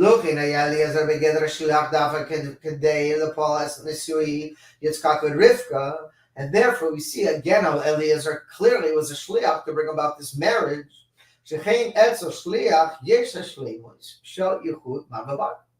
And therefore we see that his work was to bring about the unification of these two energies, Ma and Ba. And his entire existence manifested exactly the will of the one who sent him. And this is why we see that Abraham gave everything in order to bring about this unification of Ma and Ba, which will reach its completion in the true and complete redemption. And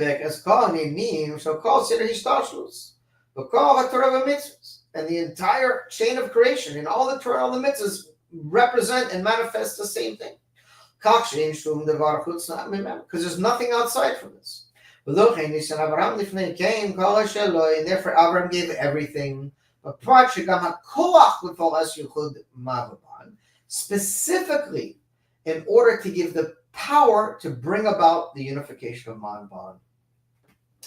There's so many deep levels here, but we're already running behind, so it's going to be hard to explain them in this short time we have together. But the general idea is that, first of all, we have the complete power of Melech HaMashiach. If we go about our service correctly, and if we remove our yeshus from the way, if we remove our own sense of entitlement, wanting, desiring, fearing, all the mishigas and all the doubts that flow through ourselves on a daily basis, we have unlimited power. The only reason we ever get to a point where we don't have power for anything is because we're getting in God's way. When we get out of God's way, we're a chariot and energy just flows through us and we can accomplish anything.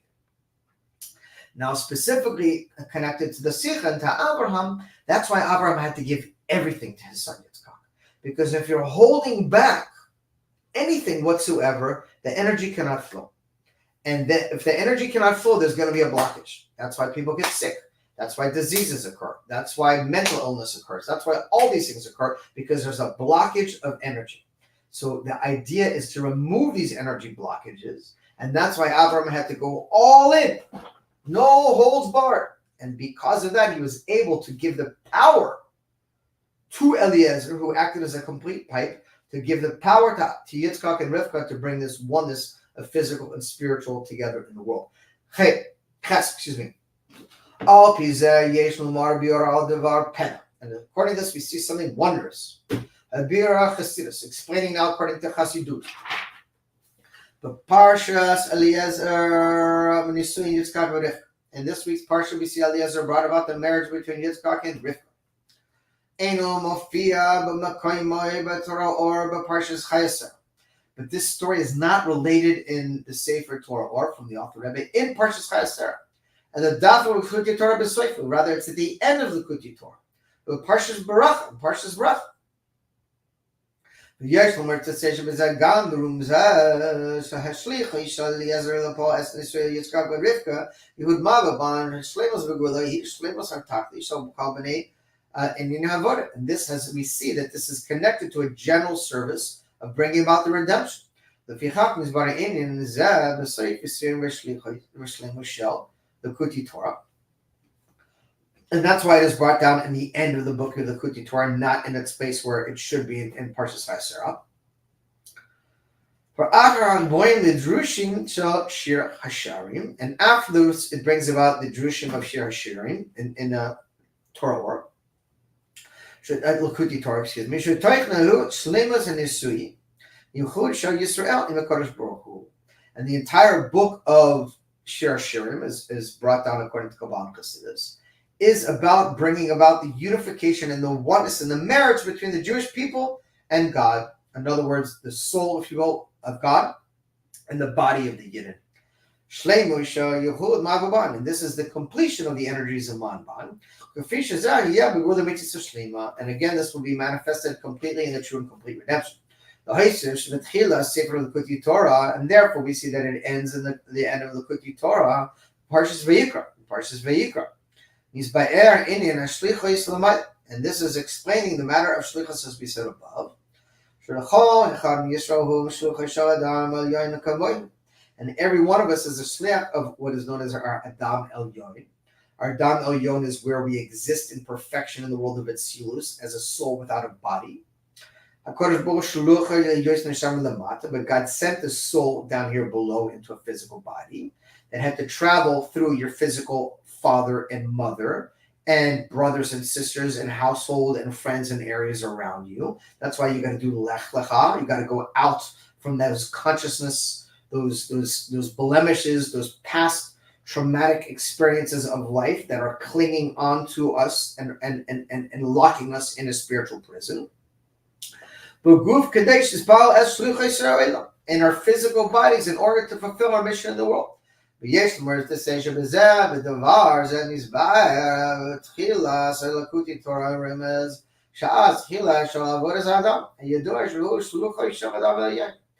is our service, that we're emissaries of our upper man, again, of our spiritual perfection, the upper worlds.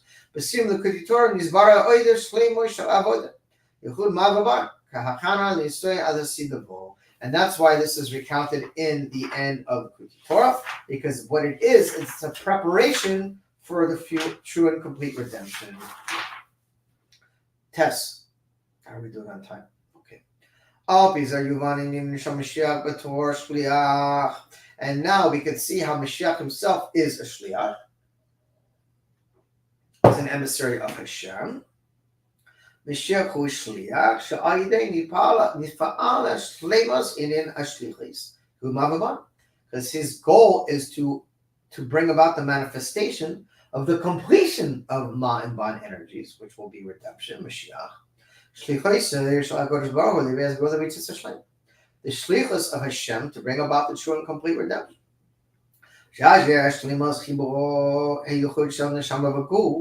And then the soul and the body will ultimately become one in a complete way. And the Jewish people and God will once again become one again. And then we'll have the completion of godliness in this physical world. The entire world will become a dwelling place for God. And according to this, we see how Mashiach himself is a shliach. Which is the unification and the oneness of these two matters, Ma'uban, Metzias la'atzmai, in one existence, become one existence, so to speak. Shanasham of a goof, a star of a dog, physical body of flesh and blood. B'yichid im zeh zois, shluchai shel adam kamoisei mamash. And then we will become literally one with the one who sent us, or with our soul as it exists above. Down here below, all the negative energy will go right out. And that's why the Rebbe says we can live with Mashiach right now. We have the capacity, if we put forth enough effort, not only in our Judaism, but in our mental health, our emotional health, our physical health, all of these things together to remove any energy blockages. We have the ability to manifest a state of oneness with God, soul, and bodies right here, right now, as we exist in this time and place. Yud. Now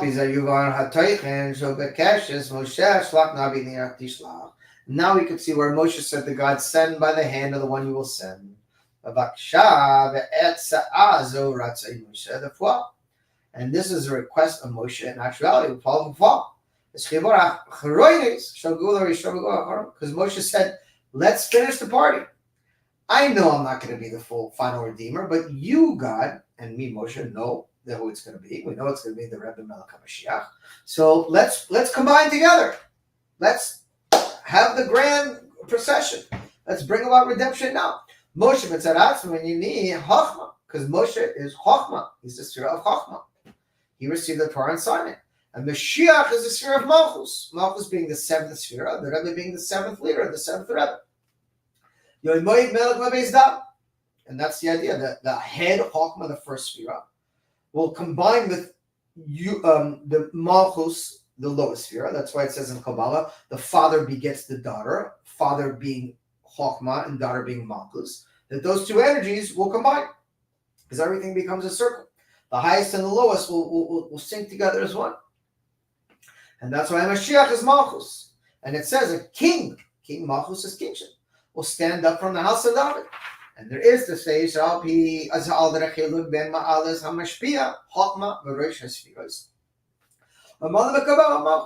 and we see the advantage of the first sphere of Chochmah being the Mishpia, or the giver of the energy. And the advantage of Malchus being the final sphere, or the receiver of the energy. And then we will have the oneness of the light of the sun, or Chochmah, with the light of the moon, or Malchus. Moshe and Mashiach. Moshe Gabel Torah Sinai Masar. Moshe received the Torah from Har Sinai and passed it on.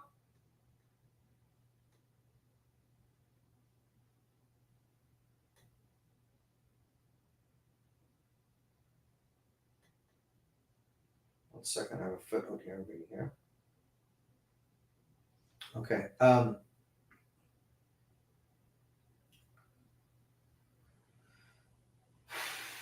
And therefore, we see Moshe is the root of the divine influence from above, the first sphere. And therefore, he has the power from his energy to draw down into the lowest sphere, which is Mashiach, or Malchus, to bring about the redemption. And therefore, Mashiach is the last redeemer. He is the end of the service, or Malchus, the end of all the spheres. The Svos Mana goes, and he is the end of the Yetzah. But there is an advantage to being the end, to being the Makabel, to being the receiver. So all you day because Mashiach is the ultimate of humility. He's the ultimate bittul, because he has to be able to be nothing to receive all the divine energy from all those that are above him.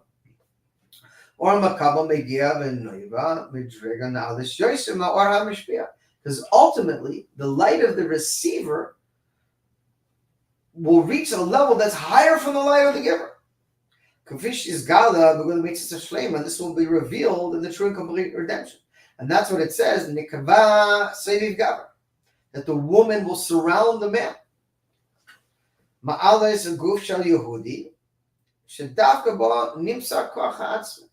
That the physical body of the Jew, which is the body is lower right now, comes from the power of the very essence of God.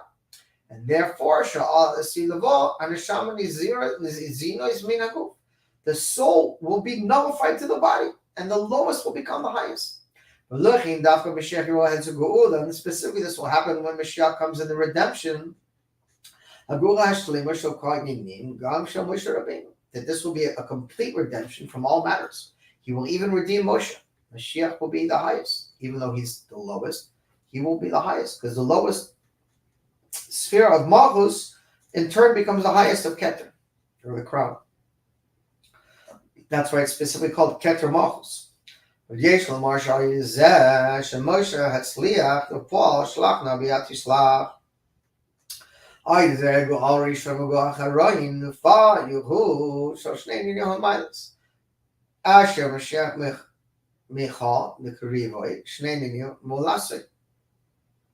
That's why it says Mashiach himself will manifest both of these energies and have both of these powers. What does it mean?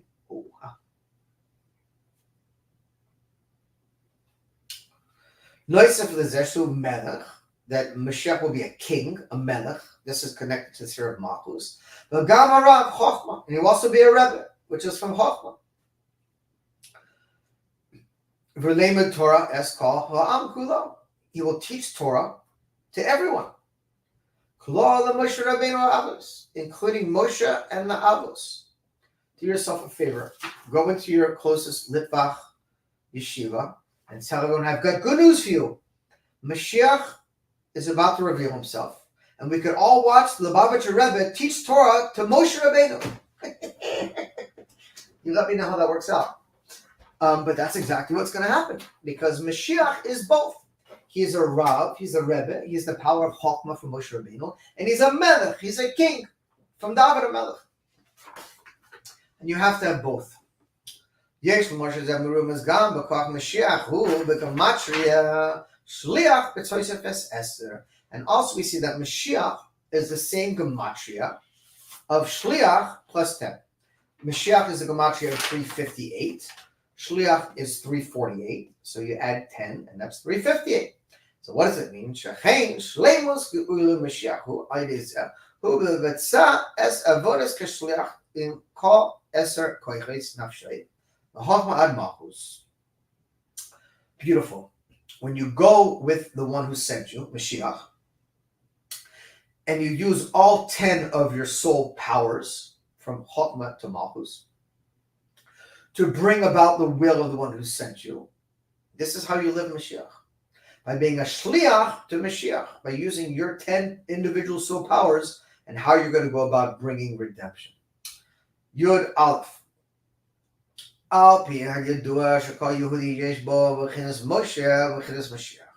And it's so beautiful that the end of the Sikha, which we're unwinding now over the next few letters, is very powerful. So if you've been sleeping up and now it's time to pay attention.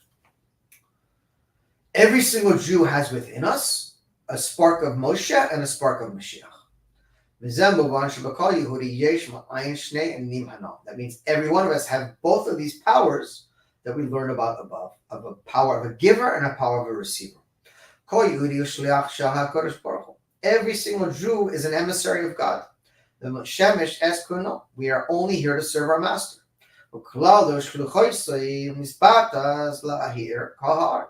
And what is our shlichus? To spread light across the world. We're lamplighters. And we have to spread light throughout the entire world. And this is the light of holiness and the light of God. And this is done through two ways. Just like the two great lights. More gadol, more katan. The big light and the small light. What are the big light and the small light? The sun and the moon. The service of a mashpia or a giver or a chokhmah or Moshe. This is like the sun. And the service of a makabel or the moon or Mashiach or the Rebbe. This is like the moon, the mashpia, the makabel, the giver, the receiver. Excuse me. Here in our hearts, and through this we light up the worlds.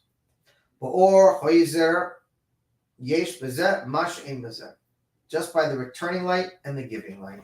Every Jew has to constantly work in both arenas. If all you do is give, but you don't receive, if you don't put divine energy inside of you, if you don't take care of your own physical, mental, emotional, spiritual, and godly health, what are you going to give?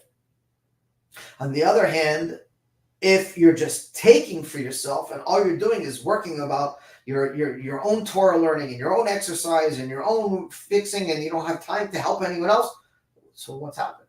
You have to have both. We have to consistently keep working on ourselves. Deep work, deeper, more Torah, more Hasidus, more Hibonadot, more meditation, more healing, more deep inside work, more pulling out past traumas and negative energies. The more we do that, the more we're able to give to others. You have to have both.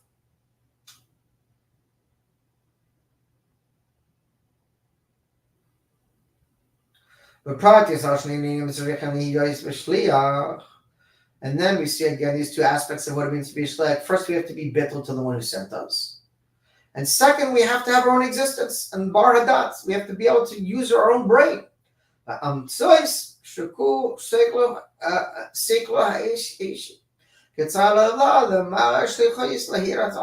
is how we light up the world. One, by being nullified to the one who sent you. And two, by being your own unique individual person. God made you original. Don't try to be a copy. Use your own individual powers in your own way that only you have. And this is how we unify these two energies of Mashiach and Moshe, Chokmah and Malchus.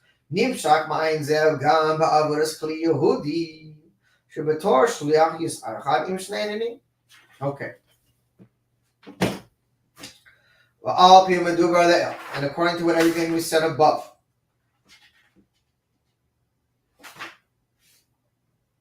Shakoch al inyan hashlichis, b'kol noyeva mishlichis harishayna shebetorah. This whole concept of being a shliach and the power of shlichus.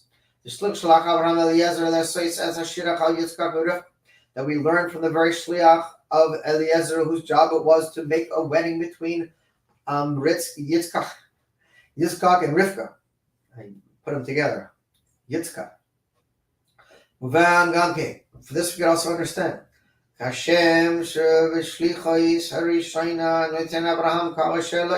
Why Abraham had to give everything.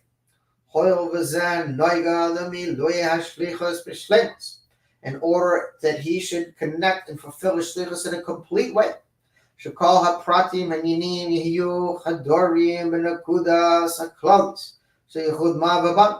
Including specifically and penetrating the main point of all the shlichus, which is unifying ma and ban, the soul of Yitzchak and the body of Rivka.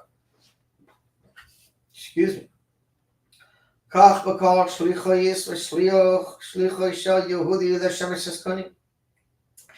every Jew is a shliach of Hashem.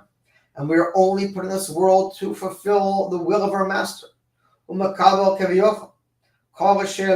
we have the ability to receive everything that God is giving us. Just like Abraham gave everything, the Rebbe is telling us God is giving us everything. It says in Basi Lagani, the very first mimer the Rebbe gave us, that in the times of war, the king opens his treasure chest. That means you have unlimited potential, unlimited money, unlimited resources, unlimited power. How do you tap into it? By using it. You want more time? Use the time you have to help others. You want more money? Use the money you have to help others. You want a bigger house? Use the house you have to fill it with guests. The more you use these things God gives you, you don't say, God, give me, and then you'll see I'm going to use it. God, just help me win the lottery. No, use your resources now. And the more you use, the more God's going to give you because you need it for your battle. And that's what it says. Hashem's like Abraham is giving everything. All the power of the very essence and being of God, he's sending to every Jew. In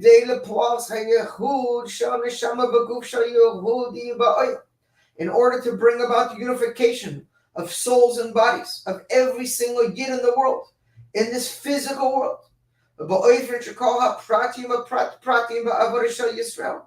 In a way that is every single detail of the service of a yid. Every single aspect of your existence. God doesn't know our thoughts. God doesn't know our emotions, right? We could trick others. We could speak nicely to our wives, but have resentment inside of our kitchens. Right? We could put on our happy face to others, but inside be miserable. God knows what's going in inside. And the inside and the outside have to match. Otherwise, the energy doesn't go anywhere. It just gets stuck. God's giving the power in every detail of our life. It's not easy work. It's not easy work. But it's the most beautiful work. The work in the world is inside. This is coming from someone who spent hundreds of thousands of dollars, if not over $1 million in Israel, covering every single bus and every single billboard in Israel with messages of Mashiach. I put ads in newspapers all over Israel. Mashiach was coming. I spent a fortune publicizing across the whole land of Israel. I'm a very outward person. This is my being.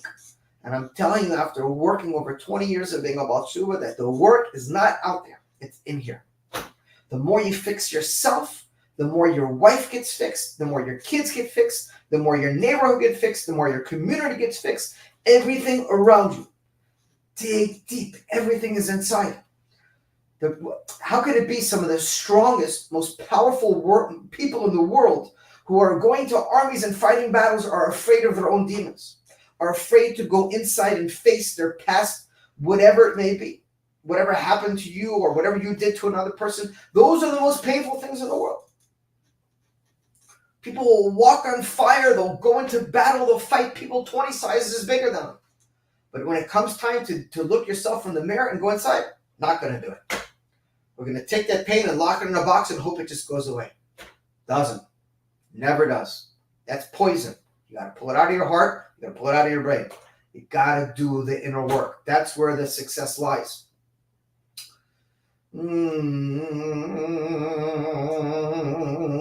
That's what he says. Prati v'prati, meaning every detail of your life. And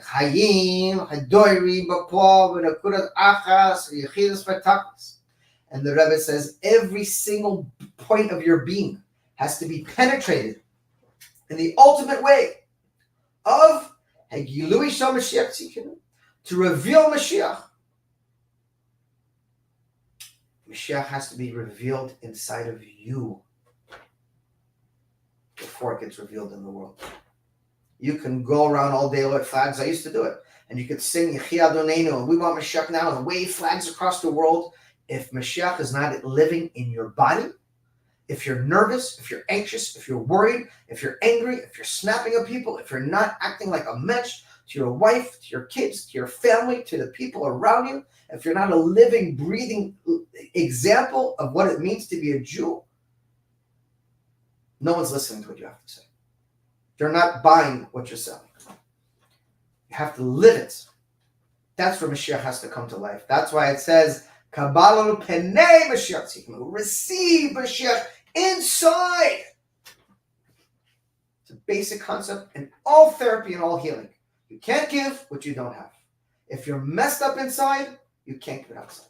If you don't love yourself unconditionally, you can't love another unconditionally.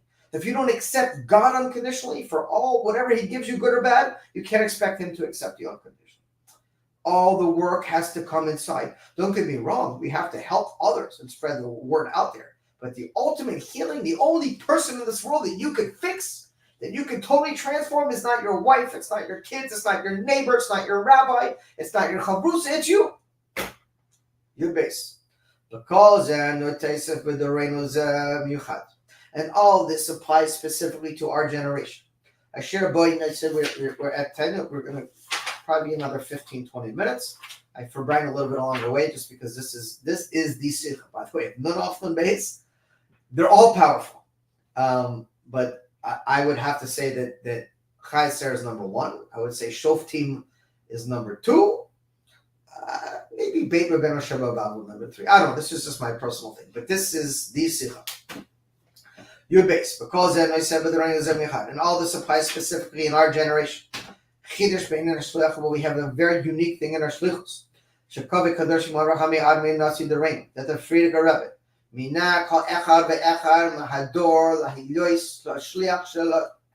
the Frierdiker Rebbe appointed every single Jew and everyone in this generation to be his shliach. Don't say I'm not a shliach. That's the job of the Chabad rabbi on the corner. Nope. Every single one of us is a shliach.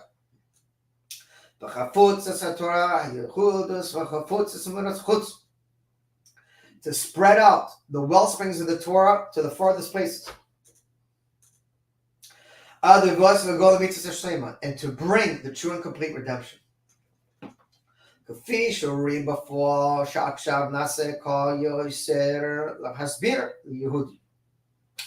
you do kazesh lifnei zeh, lo yisa lo begilui shaychus lachach. Shenois evavoras ha'ishos. Mutlas alav achariyos liyoy shliach lahashpia al acharim. That every one of us has been appointed as a shliach to affect all those around us. Again, number one, duv machai. Duv machai. The Rebbe always says, don't try to makabel your parents. Don't try to make your parents fall truths. But you know what you do? You be a mensch. You know how long I tried to push my parents? Didn't work. But when they see how I act towards them, much better than I did before, how I act to my wife, to my children, to the people around, how I open our house for guests, the things that this is what affects people. This is how the greatest thing you could do for other people to look at you and say, that person's living redemption. Every time I see them, there's a smile on their face. Every time I see them, they're focused on helping other people. I see how they talk respectfully to their wife. I see how they spend time with their kids. I see how they interact with the people around them. That's what the world needs. They don't need signs and slogans and all these things. And then they see us and we're nasty people and we're snapping at our wives and we're cheating in business and then we're yelling Moshiach. Does nothing. ותוספס מיוחדס בזה בנוגע לאלה אשר זויכה שמתוך עם ישראל גופו הם נבחרו להיות שלוחים של נשיא דורנו. וכל עבודתו וכל עמלת לעז כולו מקשש למילוי שליחוס וחפוצה התורה הייחודס והפוצה והמילוצה חוצה והבא הגאולה. ועל אחת כמה וכמה כאשר השלוחים ורואים סביב טבע ומצוות. The Rebbe said every single one of us is a shliach. And we're all an emissary to affect those around us and to bring redemption and prepare the world around us for receiving Mashiach. How much more so the Rebbe says that we're standing here at the Kinus Shluchim, because we're all Shluchim of God. Every one of us is a representative of God. But the people that are here are specific representatives of the Rebbe, and this is your full-time job. This is how you make your parnassah. This is how you live 24 hours a day. So how much more so does this apply to you as a shliach, as a full-time shliach? We're all shluchim, right? But someone who wears the title, that they sign up and they put their name and they say, I am the shliach of this community. How much more so do all these things apply to him? That they need to focus on unifying Ma and Ban and preparing their entire community for redemption. Yud Gimel. And all this is specifically applicable to Kinus Shluch.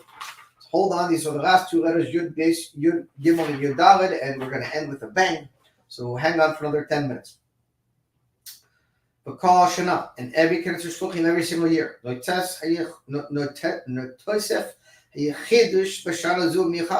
this is a unique thing specifically in our generation. As a request for the shlichus, the Rebbe says, of the one who God is going to send to redeem you from the hand of redeem you. This is a shlichus shel melech HaMashiach. Mashiach Tzidkenu. The Rebbe is telling you to your face, he's Mashiach. He's saying, how much more so to listen to the words of the one who shlach nabi tishlach, that God is sending to redeem you. This is the shlichus of Mashiach Tzidkenu. This is your job that I was telling you as Mashiach. As we said above, as according to the teachings of the leader of the generation. The generation which is the end of all the work. And we're all standing and ready. The Kabbalah is to accept and welcome Mashiach. כפי שרואים זויס גם בכך, שבמאוי רויס האוינם נזקיימוי כמה סימנים של רעודה. We see all the signs of the redemption are here. Including the sign of the time of your redemption has arrived. This is the Rebbe said in last week's Sikha, that this is when Mashiach will stand up and announce the time of your redemption has arrived. And the Rebbe is telling us the time is, again, telling you he's Mashiach and he's delivering the message, the time of your redemption has arrived.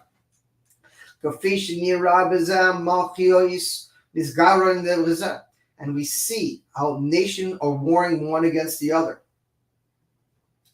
By the way, just as a side note, it's confusing because you see the attacks against the Jewish people right now. But the Rebbe says in a Sikha from, I think it was Mem Aleph, where he quotes the Gemara from a discussion of Shimon Bar Yochai, and basically says that in the war of Gog and Magog, that the Jewish people are not going to be the ones fighting, that we're going to be on the side, and the nations will war once against another, and God will be laughing at them because he will be making sport of them. And watch, it's exactly what's happening. A missile was launched from Yemen a few days ago. You know who shot it down? Saudi Arabia. Saudi Arabia is shooting a missile down from Yemen aiming towards Israel? Watch. All these prophecies are coming true. You're going to see slowly as the Jewish people pull out, and everyone's going to go at each other's throats. And that's what the Rebbe said already. At the time, specifically, we already see the nations of the world warring once against another.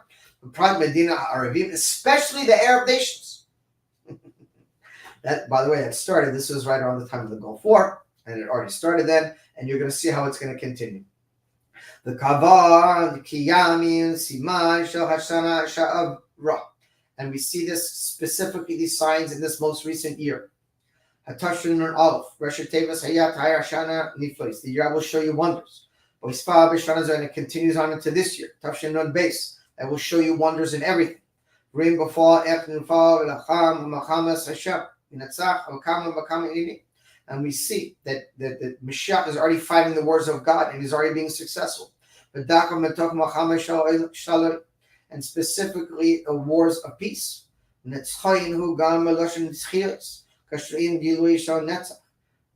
Gilui Shar Hanun, Samach, Shana, it says Netzach referring to victory. And the Nun is referring to the 50th gate of being, of understanding. Samach, Shanat Tzaddik, Shanat Tzaddik. That's the year of the Rebbe's Tehillim that year. The Rebbe was 89 when he gave this. We're saying Kapitel 90. The Ches, Gilui Shal Mashiach Tzikenu. And this is referring to the revealing of Mashiach, the year the Rebbe revealed himself as Mashiach. Unbelievable. There's so much to unpack here. And I get very excited, as you can tell, when I get over the Sikha. So I'm going to continue on so we can finish in the next 10 minutes because I can talk all night about the Sikha because it gets me pumped up. But then move on. From this we can understand. Shemachar hashlichoim oimdin kavar mizman the achar miloi hatchilas avodas hashlichos hafutz sator v'hachudus hafutz v'hachutz. And the shluchim are standing here. The kiddush are shluchim together. And this time, where we already see, we're after we have fulfilled the beginning of the service of spreading out the well springs. And we are already past the middle of the shlichus. And we're at the end of the shlichus, of spreading out the well springs of the Torah. The Rebbe said it's done. There's nothing more that has to go out. All the energies in the world, we now have to bring it into our beings. Even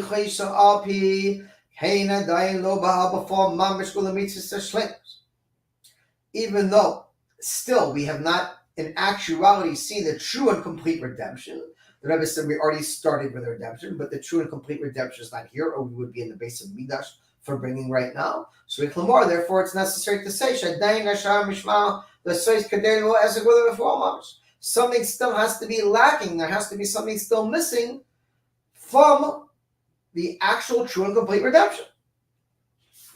Woohoo! And the Rebbe is going to tell us what it is. Drum roll, please. Al piyadua b'kol dor v'dor noiled echad mizera Yehuda shu re'er liyos Moshiach Yisrael. And every single generation, one person is born who is fitting to be the Redeemer of the Jewish people. Echad re'er mikatsasoy liyos go'al shehagia hazman gila. And this one unique righteous individual, when the time comes and it reaches the time for the redemption, he will redeem us. And according to what the Frierdiker Rebbe told us, the only true shliach, the only true Mashiach of his generation, not of our generation. That was the Frierdiker Rebbe. The Rebbe is of our generation. The Rebbe never referred to the Frierdiker Rebbe as Melech HaMashiach. He said Mashiach Shebador. He's the Mashiach of his generation.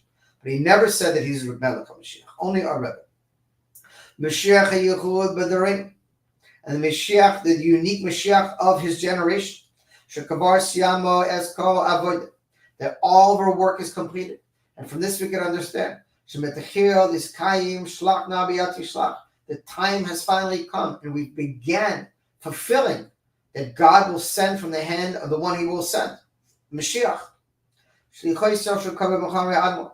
Umezeh muvan shedavar hayachid sha'ar akshab avodas hashlichus. From all this we can understand that now we have one unique thing that's left, the final work that's left of our shlichus, the only thing that's remaining. Everything else is done. The Kabbalah es penei Mashiach tzikenu b'formash, to receive the face and the inner dimension of Mashiach in actuality. And then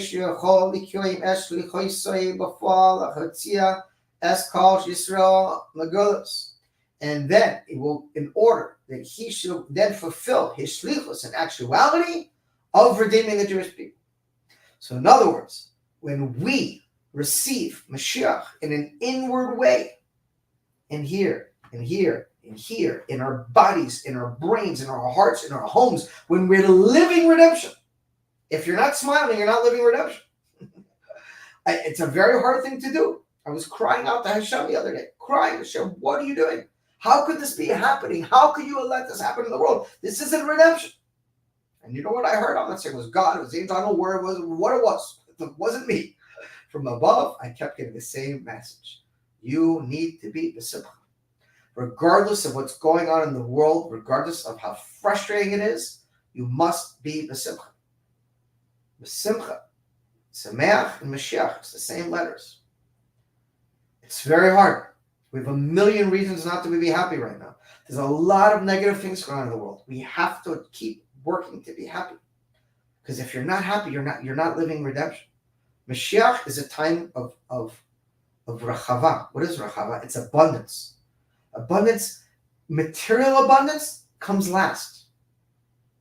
The money is not the main abundance. But abundance is a mindset. It's a mindset of living in a state of openness, of filled with godly energy in your being, in your head, in your heart, in your body, in your wife, in your home. And when we accept and receive Mashiach in every aspect of our life, the Rebbe says, then Mashiach can redeem us. We're waiting for Mashiach and he's waiting for us. And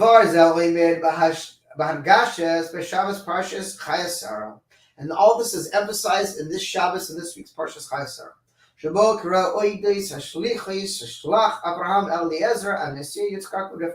When we see the very first Shliach, Eliezer, who brought about the marriage of Rivka and Yitzchak,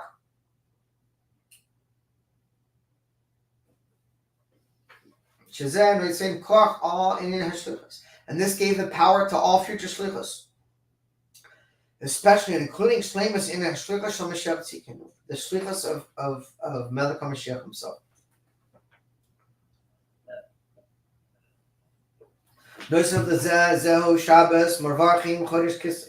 And this is even more emphasized in this Shabbos Mavarchim of Chodesh Kislev. Chodesh Geula. Kislev is the month of redemption. Chodesh Ma'an Torah B'Pnimis Torah. The month of the giving of the Pnimis Torah, which is the Yud Tes Kislev. Chodesh Shlishi. Yemei Hagashmim, the third month of the year. of the winter months. The Haisef Shagashmin Kashurim Imi Gam Haim Shlichoisai Shal Mashiach. And Gashmi is her physicality or rain is connected to the work of Mashiach, from below to above. Arts to elevate everything in the world. Arts, specifically from the earth, which is bond. Has a soul and body. To really transform the coarseness of the physical world. The Gashmirs Nasa Aid. Shohu Ya'alam Elamata Lamaya. And drawing down this energy and bring it from below to above. And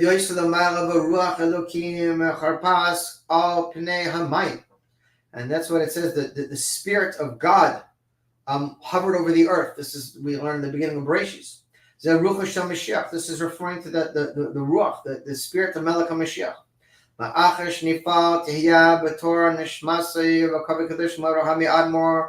Before Mamash. Neshama Baguf, and then for sure we will see the Frierdiker Rebbe, soul and body, in actuality. Yud Dalet, final letter of the evening. And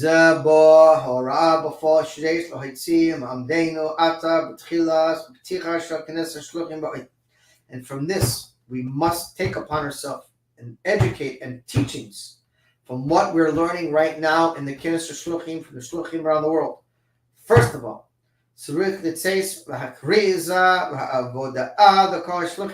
we must announce to all the shluchim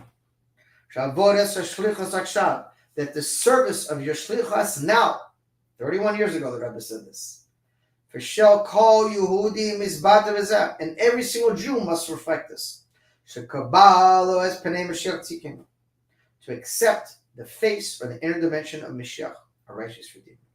So Tomeres, rest to say, Kol pratim avodas hashlicha yishach hafutzes v'torah v'chudas v'chafutzes midas hachutz tzricha liyois hadoirim nekudas zeh ketzad zeh mulech the Kabbalah Mashiach tzikkim, that the whole service of spreading out the wellsprings must be focused on this one point, and that is to receive and welcome Mashiach.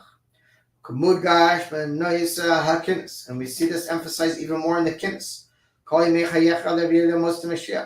where all the days of your life exist only to bring the days of Mashiach, in all the matters of your service.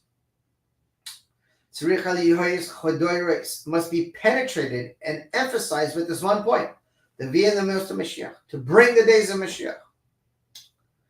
Lo ra the rabbis, not only the Ravois in the multitude, to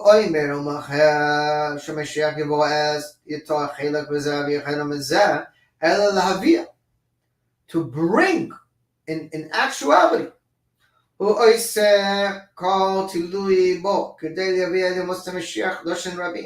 and everything is dependent on this one matter, that we must bring about the days of Mashiach, Rabim, meaning days. Lo rak shel yom echad. Rebbe said not only the beginning stages, because Mashiach is already here. The Rebbe told us many times. It's not time to sit back with the martinis on the beach. It has to be in complete way.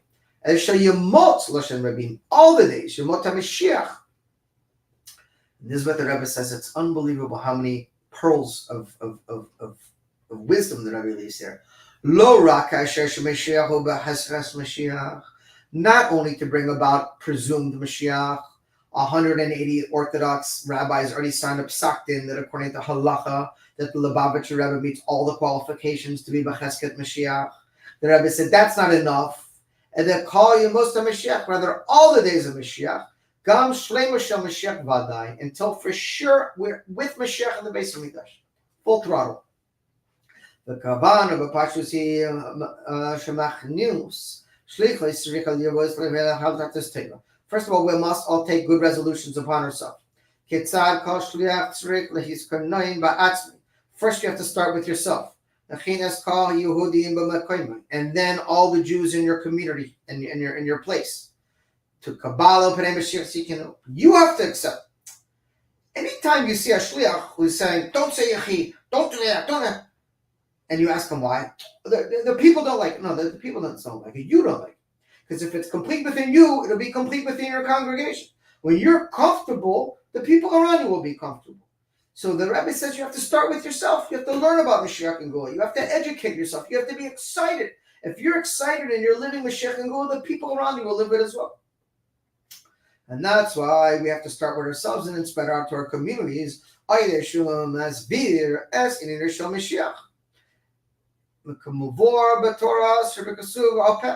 And what do? We have to learn about matters of Mashiach and Geula.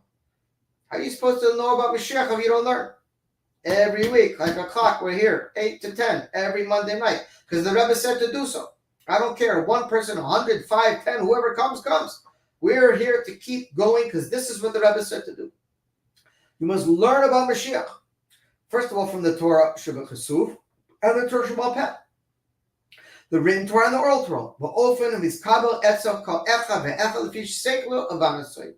And we must teach Mashiach to those around us in a way that each one of the people we're teaching can comprehend and understand it, so it makes sense to them. Generally and specifically, specifically through teaching them about matters of Mashiach and Geula, but in a way they can comprehend it in Chachma, Bina, and Das, in their brain. Remember Ruben Wolf, he's a big Mashiachist Shliach in California. He comes from, I think, Bell's Hasidim, not Lubavitch. He was here a few years ago. We were Farbringing together, and we were talking after, at a little private Farbringing with a few people. He said, you can't understand. I have shluchim calling me every week from around the world. Rabbi Wolf, because I know he's a big Mashiachist, I've got to give a share of Mashiach. What do you think I should talk about? It's like, what? For a year, the Rebbe gave us sichas of Nun Aleph Nun Beis every week talking about Mashiach and Geula. How is this person calling me and asking me, what should I talk about? How are you not learning this? It's mind-bending. Yep. So we have to teach about matters of Mashiach and Geula. Specifically the way of Chokmah Bina and Das. What is that? That's here. Torah learning. And this is specifically the work now in this time. I move on. It's represent to every Jew. There's no exceptions to this. Everyone must be learning this. Everyone must be teaching this. Tesvav, final letter. So may be God's will.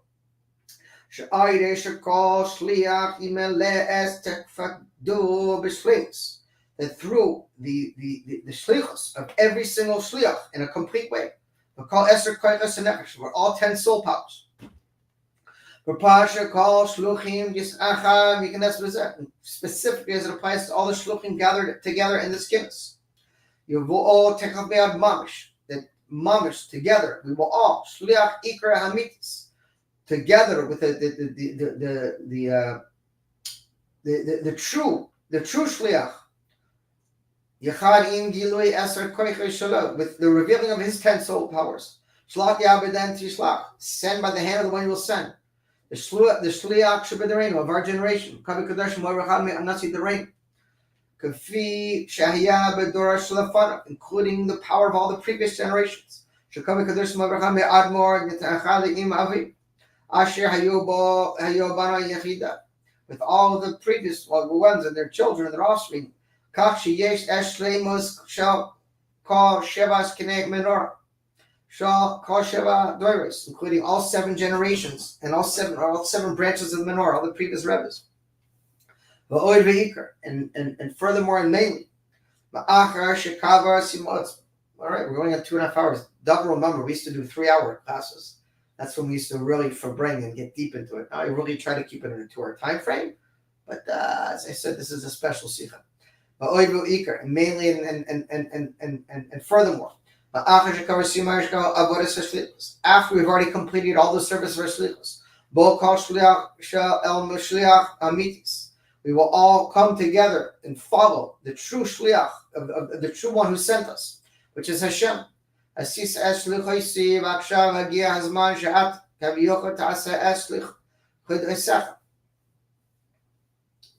Shlach na b'yat shlach lanu es Mashiach tzikrim before mamish, that Mashiach immediately should reveal himself and finish his job. And for some reason, if you still have a doubt,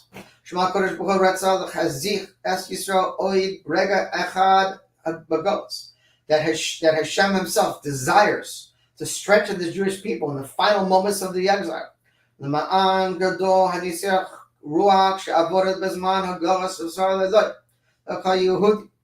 that we find ourselves, that we have a great and tremendous power in the service that we have in these final moments. And you have to listen to everything the Baal Habayit says unless he says get out. And each one of us is a Baal Habayit of Hashem. That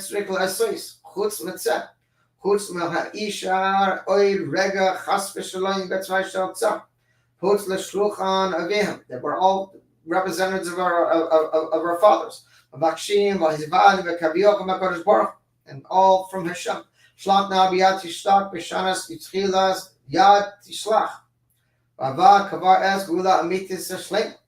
And we will see, if we go according to what we've been teaching here, that to go from the one of that hand that he will send, we will already find ourselves in the true and complete redemption.